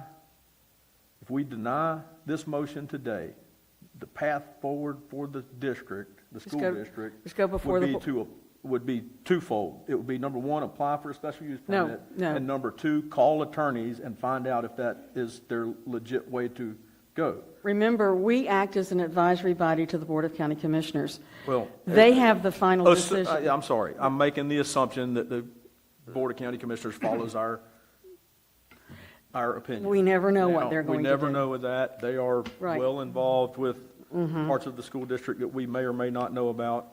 So that's- my point is, with the assumption that the district takes what we recommend here today, and we recommend denial of the zoning change, it will trigger them in order to proceed to develop a special to apply for a special use permit. That is their path forward. No, sir, that is not their path forward. Their path forward is to then go to the Board of County Commissioners with the very same planning, very same proposition they came to us with, the very same presentation. Our presentation will be the same from staff at the Board of County Commission meeting. I started my statement off with the assumption that the county commissioners Right. take our, that was the That- preface of my statement was, I never want- assuming that the county commissioners follow our lead on that, meaning it goes to the next board, they say, we recommend the same thing that this board recommends, then the next step would be application for a special use permit. That's just the Well, path that they've laid out. That's one path they can take. We got to remember, they've already done a lot of work on that site. They've spent a lot of money on that site. Because I built a house unpermitted on a property doesn't mean that I have to avoid the rules. Right, but I mean, this property, to build a school does not require a building permit. The school was already there. We're not Briarwood talking was there about building, back we're in talking, the 70s. we're talking about zoning, we're talking about zoning. There's two separate issues. Right, When but you build a zoning- house, when I build a house, as a general contractor, when I build a house, There's multiple components to it. There is a zoning component where I go and say, I'm going to build on this property. The zoning office says, yes, it's compliant with the zoning and intent of use of the property. And then I go to the building department and I pull a building permit which says, yes, you can build the building with this specifications. I'm not talking about the specifications of the physical construction of that. I'm you gotta talking about remember- the zoning clearance, which in effect of a single-family residence would be zoning clearance. We are talking about zoning clearance and the use of the property. Today, the avenues forward are either we rezone it to what they want, then it takes it out of our hands, they deal with everything, we don't ever get to touch it again, assuming that the Board of County Commissioners takes our recommendation and doesn't deny it even after if we recommend approval. Then we've washed our hands completely. There's no more involvement. However, if we feel that what's been presented here today is not consistent with how that property should be used, then we should recommend denial of the zoning change and force either the commissioners to say, we don't agree with you, or school board go get a special use permit. I mean, that's the direction I see. And we'll accept that. I'm going to make one more statement, and then I'm going to get you all in if you want to, and I'll bring Mr. Holmes back up. We're dealing with another entity in our county that has great authority, not quite the authority that the Board of County Commissioners has, but the Board of Education, the school board, the district, has a lot of authority. They are our partner in governmental services in Putnam County. At one point or another, we as an entity have got to decide whether or not we trust them to do the right thing with the money that has been allocated through a bond issue and given them the authority to spend that money. Are we going to trust them to do it right, or are we going to throw up a roadblock, cost them more money and delays on their project, make them jump through more hoops, or send something to the county commission that makes us look stupid, which it could? That's just my opinion, and I've said it. Or are we going to do our job and vote on the zoning and then send that to the county commission and let them have the next say? But there is an element of trust that has to exist between interlocal agencies. And that's just there. The county approved, the electorate of this county approved a bond issue and thereby gave the Board of Education the authority to spend that money. So I'm out. I'm not going to say anything else. I'll moderate the meeting. Is there any other, Mr. Holmes, did you have one other thing you wanted to say? Yes, ma'am. I appreciate you giving the opportunity. I know I said it sincerely because I know you don't have to. I've spoken. You're right. But, no, Go ahead. You started that off well. You're right. So, Mr. Morris, I'll say one thing for you, and this is what I would say to a judge. You're right. You rezone this, and the actual site development is taken out of your hands. But guess what? That's what your legislature said the process is to be. The spirit and intent of the statute does exactly what you said. It takes school development out of the hands of the local zoning agencies. As I've told a whole lot of juries over a whole lot of years, you may not like the law, but sooner or later a judge is going to say we're going to follow it. You've got in my opinion, an aberration in your code, an anomaly, that you're right, you're correct in saying might provide an alternate path for the school district if they don't want to take advantage of the path that the legislature has given them. It's not in everybody's code. Everybody doesn't have a code that says you can put schools in agriculture by special exception. You happen to have one. I have a hard time believing, and this is just me, that a judge is going to say that this school district is required to take that alternative path when the state of Florida says they don't have to. The state of Florida says they get zoning in accord with the rules and the laws that apply, and then NEFEC, a platform the state established in their infinite wisdom to safeguard the interests of all affected, that NEFEC then takes over. So from my perspective, I would simply tell you that, in my opinion, the spirit, the letter of the law is pretty clear. The local agency only has the zoning authority when it comes to a school. And there's nothing in your zoning code, and if there is, you can tell me right now, that says that you have a right to ask for a site plan, specific plans as to holding patterns, traffic lanes, all of that stuff in your zoning code. Special exception, you bet. PUD, absolutely, but not zoning. So from my perspective, here's what I'm going to tell you. If you're going to table this, I'm simply going to ask you to state the basis of your tabling. What are you tabling it for? And then somebody can decide whether or not what you're asking for is something any applicant for zoning is required to give as a condition of you considering a zoning request. That's a pretty fair request. You're going to table it and say you want all sorts of information from the school board before you'll consider their zoning request. Just state it clearly so that somebody else can decide whether or not you have the right to ask for that as a condition of considering a zoning request. And if you're going to vote it up, fine. If you're going to vote it down, whatever you decide you're going to do, but tabling it for 60 or 90 days, that's as I said, if you do that, then please just specify what information it is that you are asking to be provided within that 60 or 90 days so that somebody can decide whether or not you have the right to ask for that. I agree with you 100% on that. I think we have plenty of information to make our zoning decision here today. So I agree with you on the portion of tabling it would cause a lot more work for both parties. What I don't necessarily agree with is, although the intent of the statute is clear in your mind, I would find it hard to believe, and I'm not the attorney here, but I would find it hard to believe that in the code that we go by, the land development code and the ordinances and the interlocal agreements that are set, I would find it hard to believe that there's not language in there that's statutory in nature that would allow the county to be involved with something that's going to affect a piece of property well beyond just the piece of property that the district's building on. So you're basically saying that a county could put something in its code to trump state statute? No. No, you are. Because to take your point to its logical extension, a county could then say, okay, we understand the state has said that we don't get to review school plans, but we're going to pass something in our particular zoning code that says that we do, whether it be by special exception or PUD or whatever, and we trump state statute. And I'll take that bet. Again, I'm not the attorney, but so I know, but so you would say that in the statutory language, there is nothing there that would make the district, whether through code or ordinance or interlocal agreement, have to go in excess of we get to say what we're doing on our own property?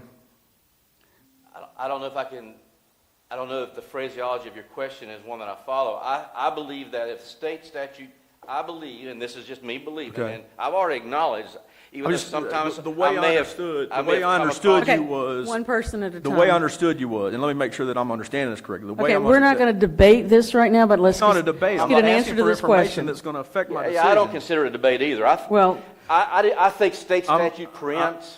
I'm asking that if your position on the statutory language of how the school district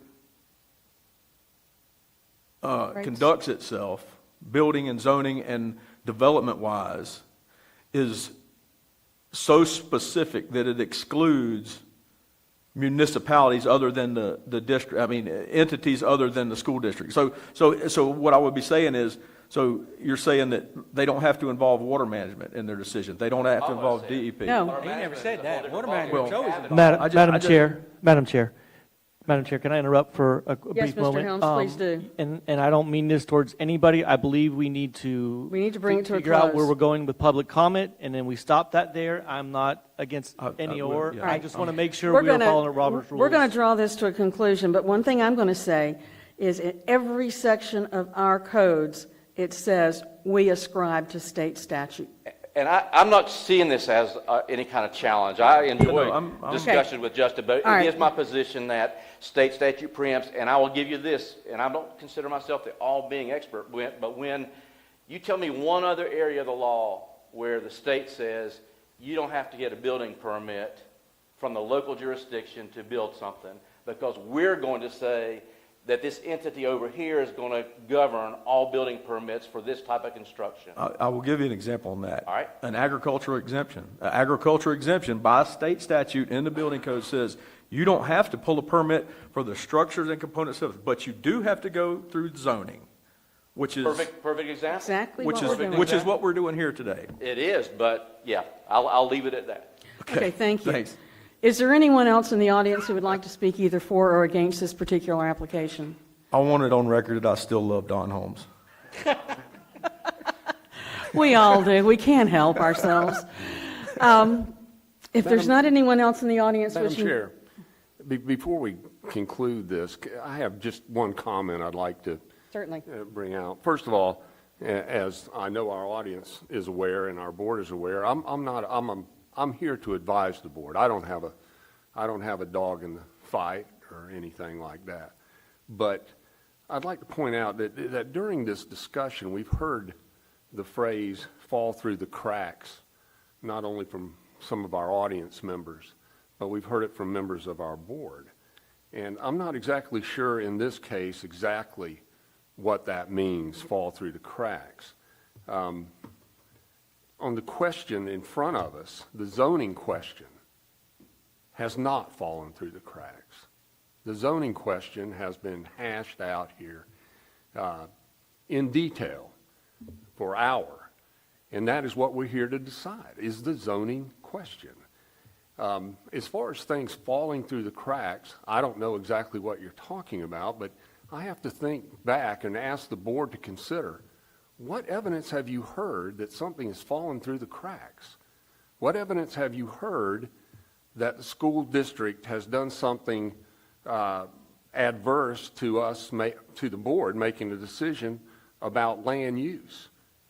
I'm not sure, and that is up for our board members to determine. But there must be something there, as opposed to simply just being a feeling or you're divining something out of thin air. We need to have reason prevail here today. I'd ask once again that our board members please look carefully at why we are here, what the issue is before us. And with that, I will conclude. Thank you, Mr. Perry. At this point, I'm closing the public portion of the meeting and bringing this back to the board. I think we've had a lot of discussion. We can certainly have more, but let's not beat this horse anymore. If we've said it, let's not say it again. Mr. Hodge, Mr. Froelich, you have not spoken. Justin was doing a good job. I didn't agree with the consultant about the force main. I know that I was on the city commission when we redid the Crest City High School, and they put a 4-inch force main, but that force main goes a long way. Yeah, So that's a couple miles. I would say that if they were only putting a 2-inch, they must be dumping into something else that would go to the sewer site, which is probably 8, 10, 12 inches, probably somewhere where they're going to connect.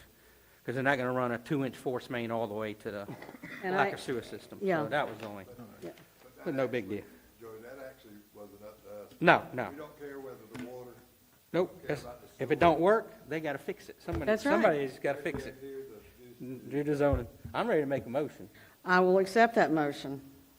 I move we recommend that the Board of County Commissioners approve rezoning REZ 24-000003 as is consistent with the goals, objectives, and policies of the Putnam County Comprehensive Plan. I have a proper motion from Mr. Froelich. Do I hear a second? I have a second from Mr. Hodges.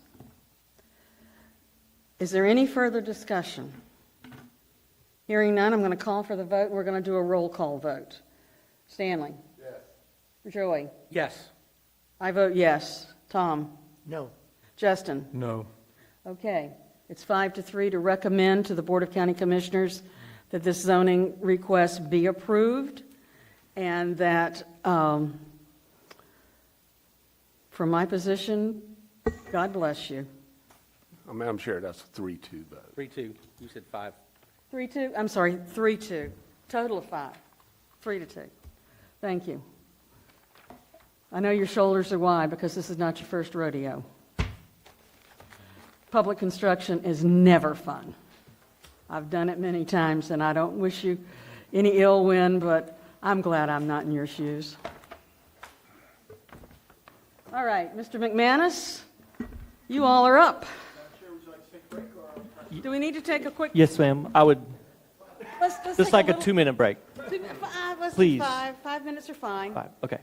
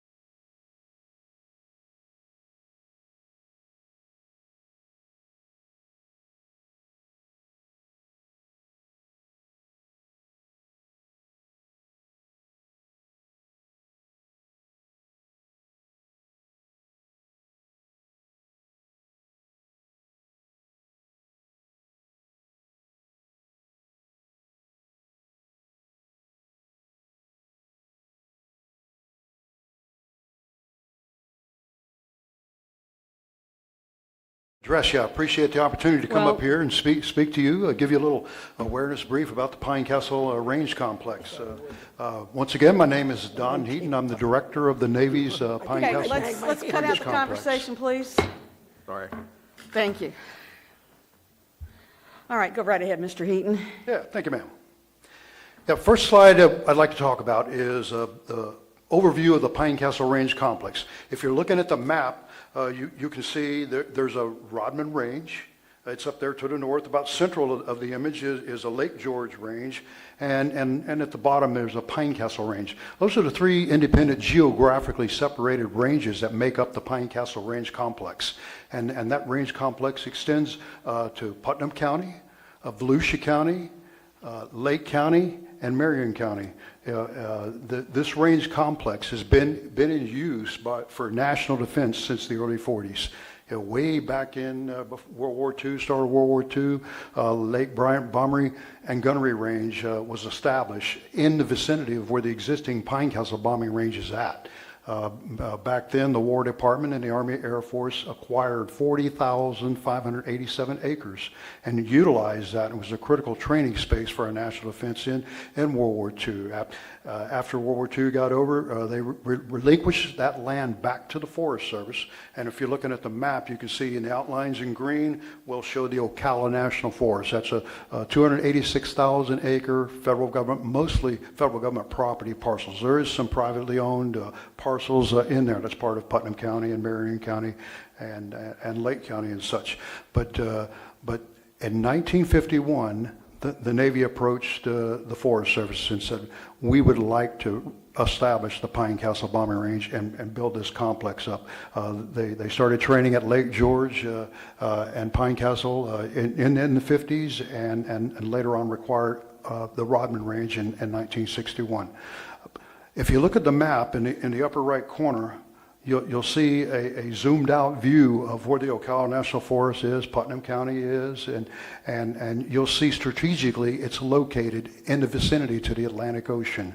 And that's where our Navy's Atlantic Fleet Carrier Strike Groups will be operating out of. It provides a unique environment, unlike any that we have in the entire United States, for a Navy to project power from their carrier strike groups to build up the weapons offshore, whether it be an inert bomb, whether it be a mine shape, or whether it be a live high explosive bomb, and build them and launch an aircraft from that aircraft carrier, come into the airspace. Now, as we can see geographically on the land, there's a lot of different counties represented in here, but they use restricted and special use airspace above. So collectively, if we're training at Pine Castle bombing, we're still flying across the areas in Putnam County. But it's very, very, very important for readiness. And the Navy doesn't have any place like that really nationwide, but for the Atlantic Fleet, that is the one stop, only stop place to do that. And they've been using it continuous since 1951. Are those the only ranges in that picture, that blown up picture of Florida there? Are those the only three in that picture? Or do you guys have ranges in addition to those three? For Central Florida, that's all the Navy has, yeah. The Air Force has A-1 Park further south, and then Eglin is also, but that's more of a test range. Go Air Force. Yeah. Yep. I'm Air Force veteran. Now, other branches of the service do use those ranges, don't they? They do, yeah. The Navy, and we are a nation. We fight jointly with all the other Department of Defense services. So this complex, because it has a water range, it has the Rodman Range, and then it has the Pine Castle Range, all uniquely differently, but able to allow all of our nations to fight together, to include people on the ground, close air support when we have joint terminal attack controllers, special forces, op people, including our nation's NATO allies. We will join up with them and train with them on the ground, calling strikes in from power projected aircraft launched from the aircraft carriers. So very unique environment to do all of that, and to get a little bit of flexible type of training. We can have some water training nearby. So the complex as a whole is very unique and very valuable. And it's been in use, like I said, continually by the War Department, Department of Defense since the early 40s, and the Navy since 1951. And it's something that we would ask, that you would partner with us to preserve those capabilities that we treasure so much for the defense of our nation. Next slide, we're looking at the Rodman Range. That's very close to Putnam County. It's surrounded by Putnam County. If you look at the first picture, you can see the Rodman bomb target, the outlines of the parcel in relation to the Rodman Reservoir, and the Cross Florida Barge Canal going to the north of it. The lower boundary of the old Ocklawaha River, how it flowed, that is the southern boundary of the Rodman bombing target there. That's in Putnam County. We're surrounded by Carrowell Wildlife Management Area in there. The center picture shows a photograph of looking at what the Rodman bombing range looks like. You can make out a little village target in there, and there's a couple of towers there that we have instrumentation at. So we have cameras and scoring systems and microwave video equipment, so we're able to project all that stuff back to a range operations center where is basically we operate and communicate with all pilots at that one place, and that location is much further south near the Pine Castle bombing range. Over to the right, you can see where there's some helicopter landing zones. That's a valuable training space in there for helicopters. Some of them are confined, but various configurations that helicopters can practice landings. Sometimes they'll do some pilot rescues. In particular, if they want a wetlands environment, you have a down pilot. It's very important to be able to train to get that pilot out of harm's way. And Rodman provides that an environment for that. Yeah, looking at the next slide, we're looking at Lake George Range. That's also nearby Putnam County. The Navy has a 2-by-7 mile use area there, in Lake George, and you can see dotted in red are the various splashdown targets. Over to the east, you can make out there's a 9-mile point site and a Pine Island site. At that range, we also have some cameras in a sheltered cab in the tower focused at all those splashdown points. The picture you see of that black and white marker, we call that a placard. And a camera would be looking at that from the tower. They would see a placard in the water. That would be representative, very similar to a gun sight. If you're looking down the barrel of a gun, you got a gun sight. Beyond that is where your target. Well, beyond that, it would be a splashdown point. If you're doing airborne, maritime Minexes, and they execute some of them during the carrier strike group. You have a carrier off the coast. If that is a training requirement, we need the capability to launch some F-18 Hornets off there real quick and lay down some mine patterns. With that, nothing high explosive is ever dropped there at Lake George. It's all basically concrete-filled practice type inert bombs out there. Same with Rodman. Rodman, we do not do any high explosive bombing, just very basic practice type thing. The big thing with Rodman is the unique thing is that type of environment for helicopter landing zones. How do you control entry on the water site there? How do we do what? How do you control entry? How do you manage when you guys are going to use that facility that there's nobody in it, or boaters? What we got, if we're expecting some activities out there, the boats they're going to be dropping some mine shapes out there. We will rent some boats over there in Astor, and we'll go there in advance of the event. And with some signs showing the Code of Federal Regs and asking the people, if they happen to be in that area, to depart from that area. Now there's also some posted warning signs all along the 4 points of that image that you see, the boundaries, and there's one in the middle of that on the western side. Doing that.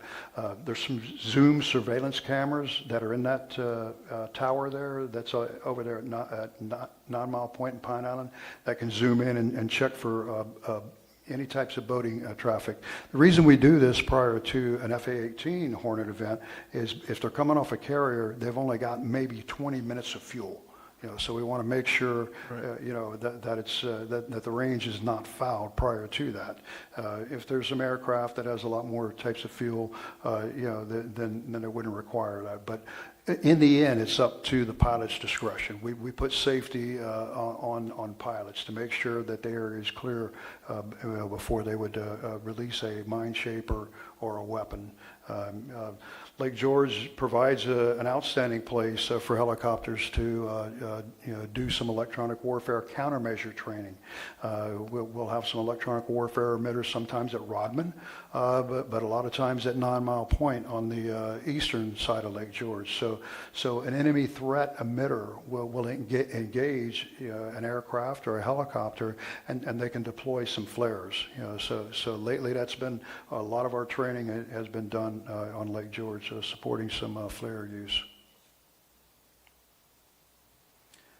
And going to the last slide is the Pine Castle impact range, and that is the range that's mostly utilized in our range complex.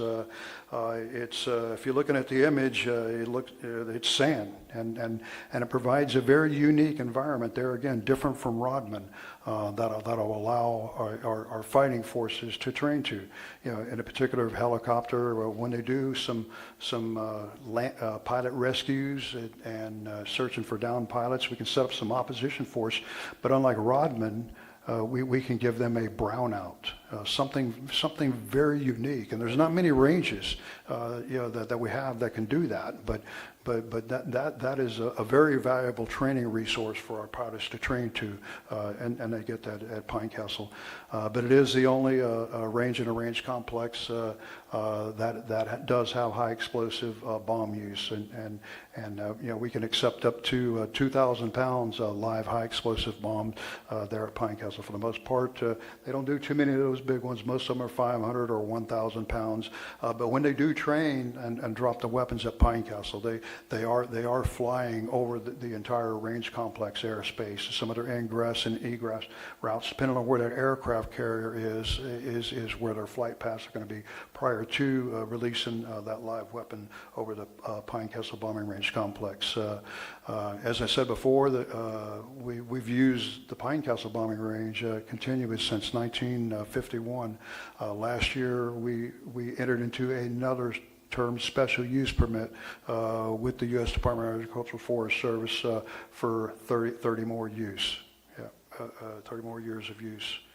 And we're coming to a conclusion to the range indoctrination and operations brief, and I'd like to turn it over to Mark McManus. Thank you, Don. Okay, I'm going to talk about first the range air installation compatible use zone. This is an environmental assessment conducted under the National Environmental Protection Act. 2017, this one came out. It succeeded the 2010 study and incorporated some DOD guidance on recommendations, I'm using that word again, recommendations on land use around the range due to the air-to-ground ordinance and the noise. So local municipalities in every range uses a similar construct across the country, can incorporate and understand how the range will impact the local residents. So as I start going through, I'm going to get with the end in mind. You have this right here. This stoplight chart is the Navy's recommendations on noise and the compatible use zone based on ordnance and aircraft operations. So as I go through them, I'd recommend just take a look at this so you have an idea of what the Navy's view is on what the compatible use is in these different zones. So the first, Range Compatibility Zone 1, RCZ 1. This is the spot where ordnance is hitting the ground. Things are falling out of the sky and hitting the ground here. In Putnam County, you have Rodman Range, and that is completely contained within the federal property at Rodman. At Lake George, the range itself is not in Putnam County, but when I get to RCZ2, you will see about that. Pine Castle Impact down in Marion County not only has the range area itself, but the shrapnel the weapons danger zone, and that's a pretty large area. You have that blow up in your, you have the big maps. You can see what the Pine Castle impact is, though it doesn't impact Putnam County, so I'm not going to discuss it too much. Range Compatibility Zone 2. This is the airspace where the aircraft is on final to attack a target. It's got ordnance on board. The master arm switch is turned on. The only thing that's keeping the ordnance on the aircraft is the pilot has not hit the button yet. So it could be somewhere between, when they enter RCZ2, somewhere between 60 and 90 seconds before that ordnance is falling off the aircraft, based on the speed, the altitude, and the ordnance delivery profile. As you can see here for RCZ2, about 16,000 acres are in RCZ2 from Lake George in Putnam County, and about 3,000 are in Rodman Range, and I'll pull up that map. So that accounts for about 3.5% of the land area for Putnam County. And you can see the predominant land use for that area. Those are the two areas you can see. That's the run-in line for Rodman, that kind of northwest, southeast run-in line, and then Lake George Range. And the reason Lake George Range is kind of that shape is a lot of aircraft may go from Pine Castle impact to engage a threat, like an air-to-air threat, and then continue and maneuver to the north, and then turn right to engage the Lake George range. As a helicopter pilot, Rodman, I've landed there, lots of search and rescue training, lots of night vision goggle helicopter training in that area. They'll fly a survivor in off the carrier, we'll drive them down there, put them in there, the helicopters will launch off, they will have F-18 Hornets riding shotgun for them. They'll have E-2s in the air doing the command and control. They will go in. We'll have a ground force. Everyone's firing blanks, but there's a pretty involved process for a combat rescue. For Lake George, I've engaged with notional small boats, a small boat threat trying to protect the aircraft carrier from a small boat. It was a Navy boat. I was told do not ditch in the water because of the gators, but we also would use flares. 3,000 degree magnesium, the Department of Interior, the Forest Service would prefer we not do that over the forest. That would cause a problem, so we do it over Lake George. I don't know if you've noticed China, Taiwan. The sea battle is being war gamed out. We're anticipating an uptick in Lake George operations over the next few years as the Navy starts to concentrate more from a GWAT mentality, Afghanistan, Iraq, overland threat, to a more sea threat as we consider the threat posed by China. That is just Mark McManus's opinion. RCZ-3, this is the airspace where aircraft are maneuvering. They're not authorized supersonic flight. However, they will be operating down as low as 500 feet, 1,000 feet over homes, and they will be maneuvering either to a target, from a target, or they could be an adversary flight and they're getting into air-to-air. Typically, the air-to-air fight will happen above 10,000 feet, so in case a pilot gets disoriented, there's opportunity for him to pull out. You can see for RCZ-3, when you look at the compatible use, 2 single dwelling units per acre. And I also look and it covers 32% of Putnam County. So while I will be here and say the recommendation for the Navy is any property inside RCZ-3 should be no more than 2 single family dwelling units per acre for residential. Commercial is okay. I'm also realistic to say that it's ridiculous for the Navy to expect Putnam County to restrict 1/3 of the county. So while I'll say that's my recommendation, I understand reality. RCZ-2 and RCZ-1, you can expect me to put up more of a fight. But once again, it's the Navy's recommendation. And you can see the acreage based on the 2017 study. When the study was started in 2014, they came down, the contractors conducted meetings with all the counties that were involved and provided a copy. I've been working with Zach about getting the GIS overlays available to Putnam County.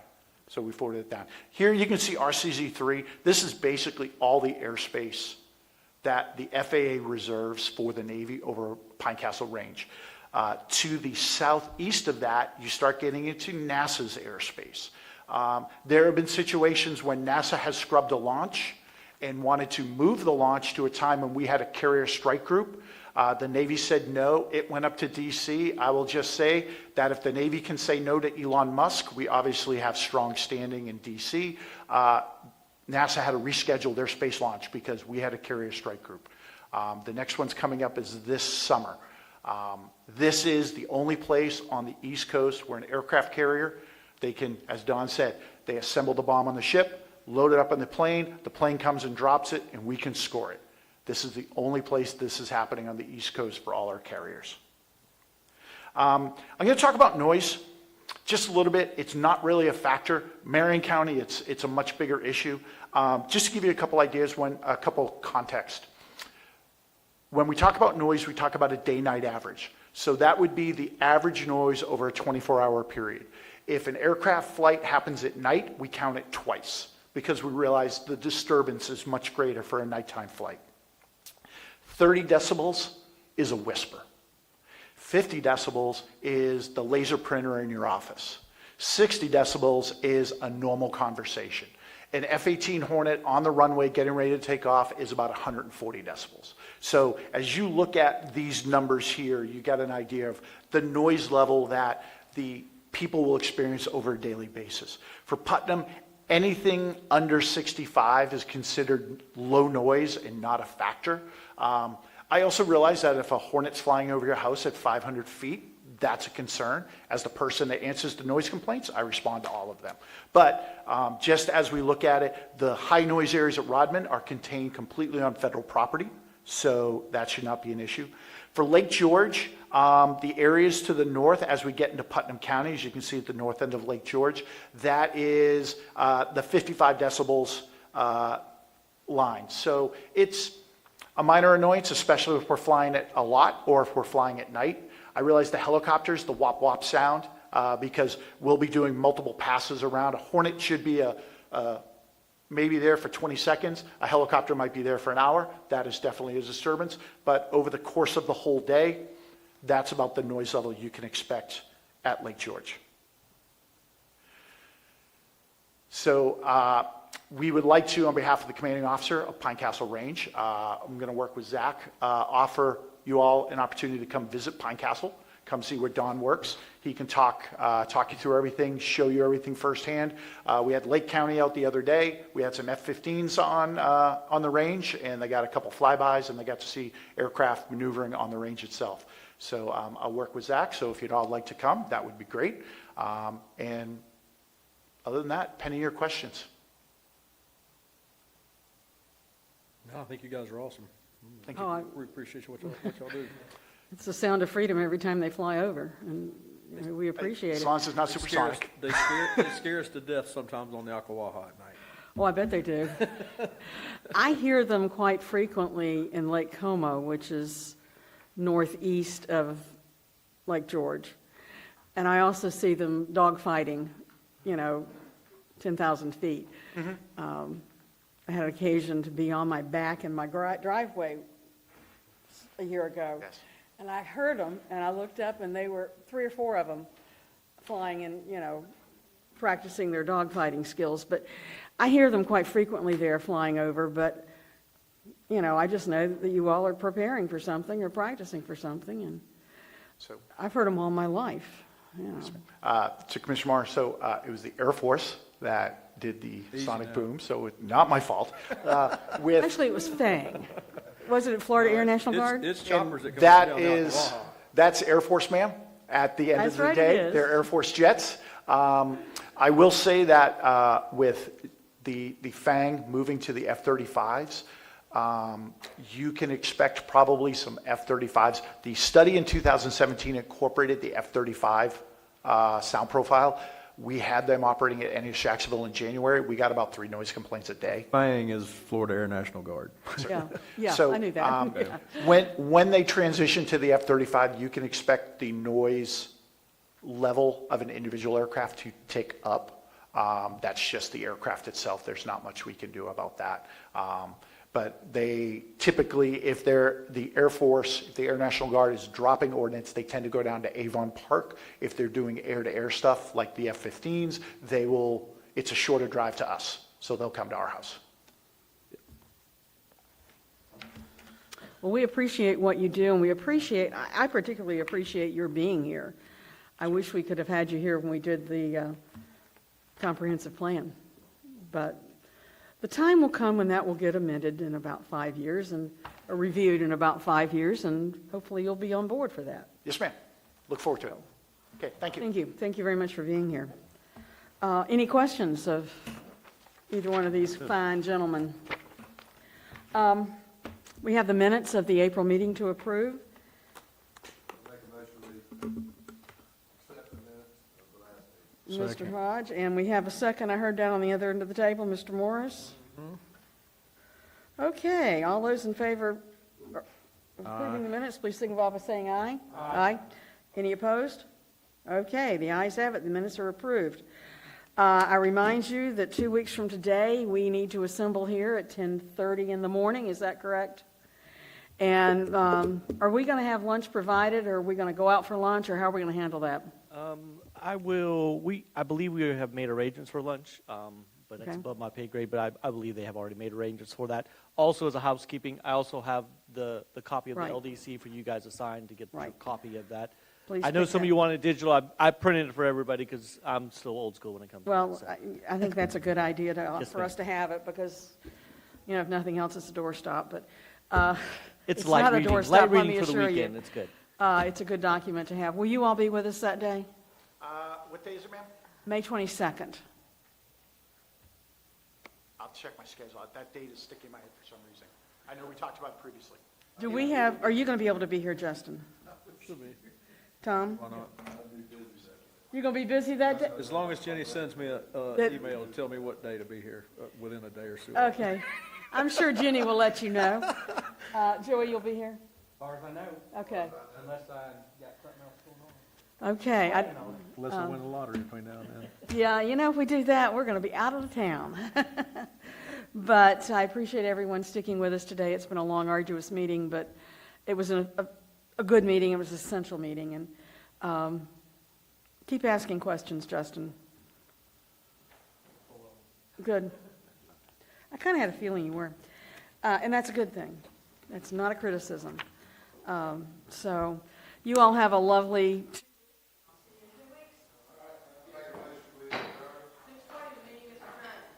6:20, the meeting is adjourned.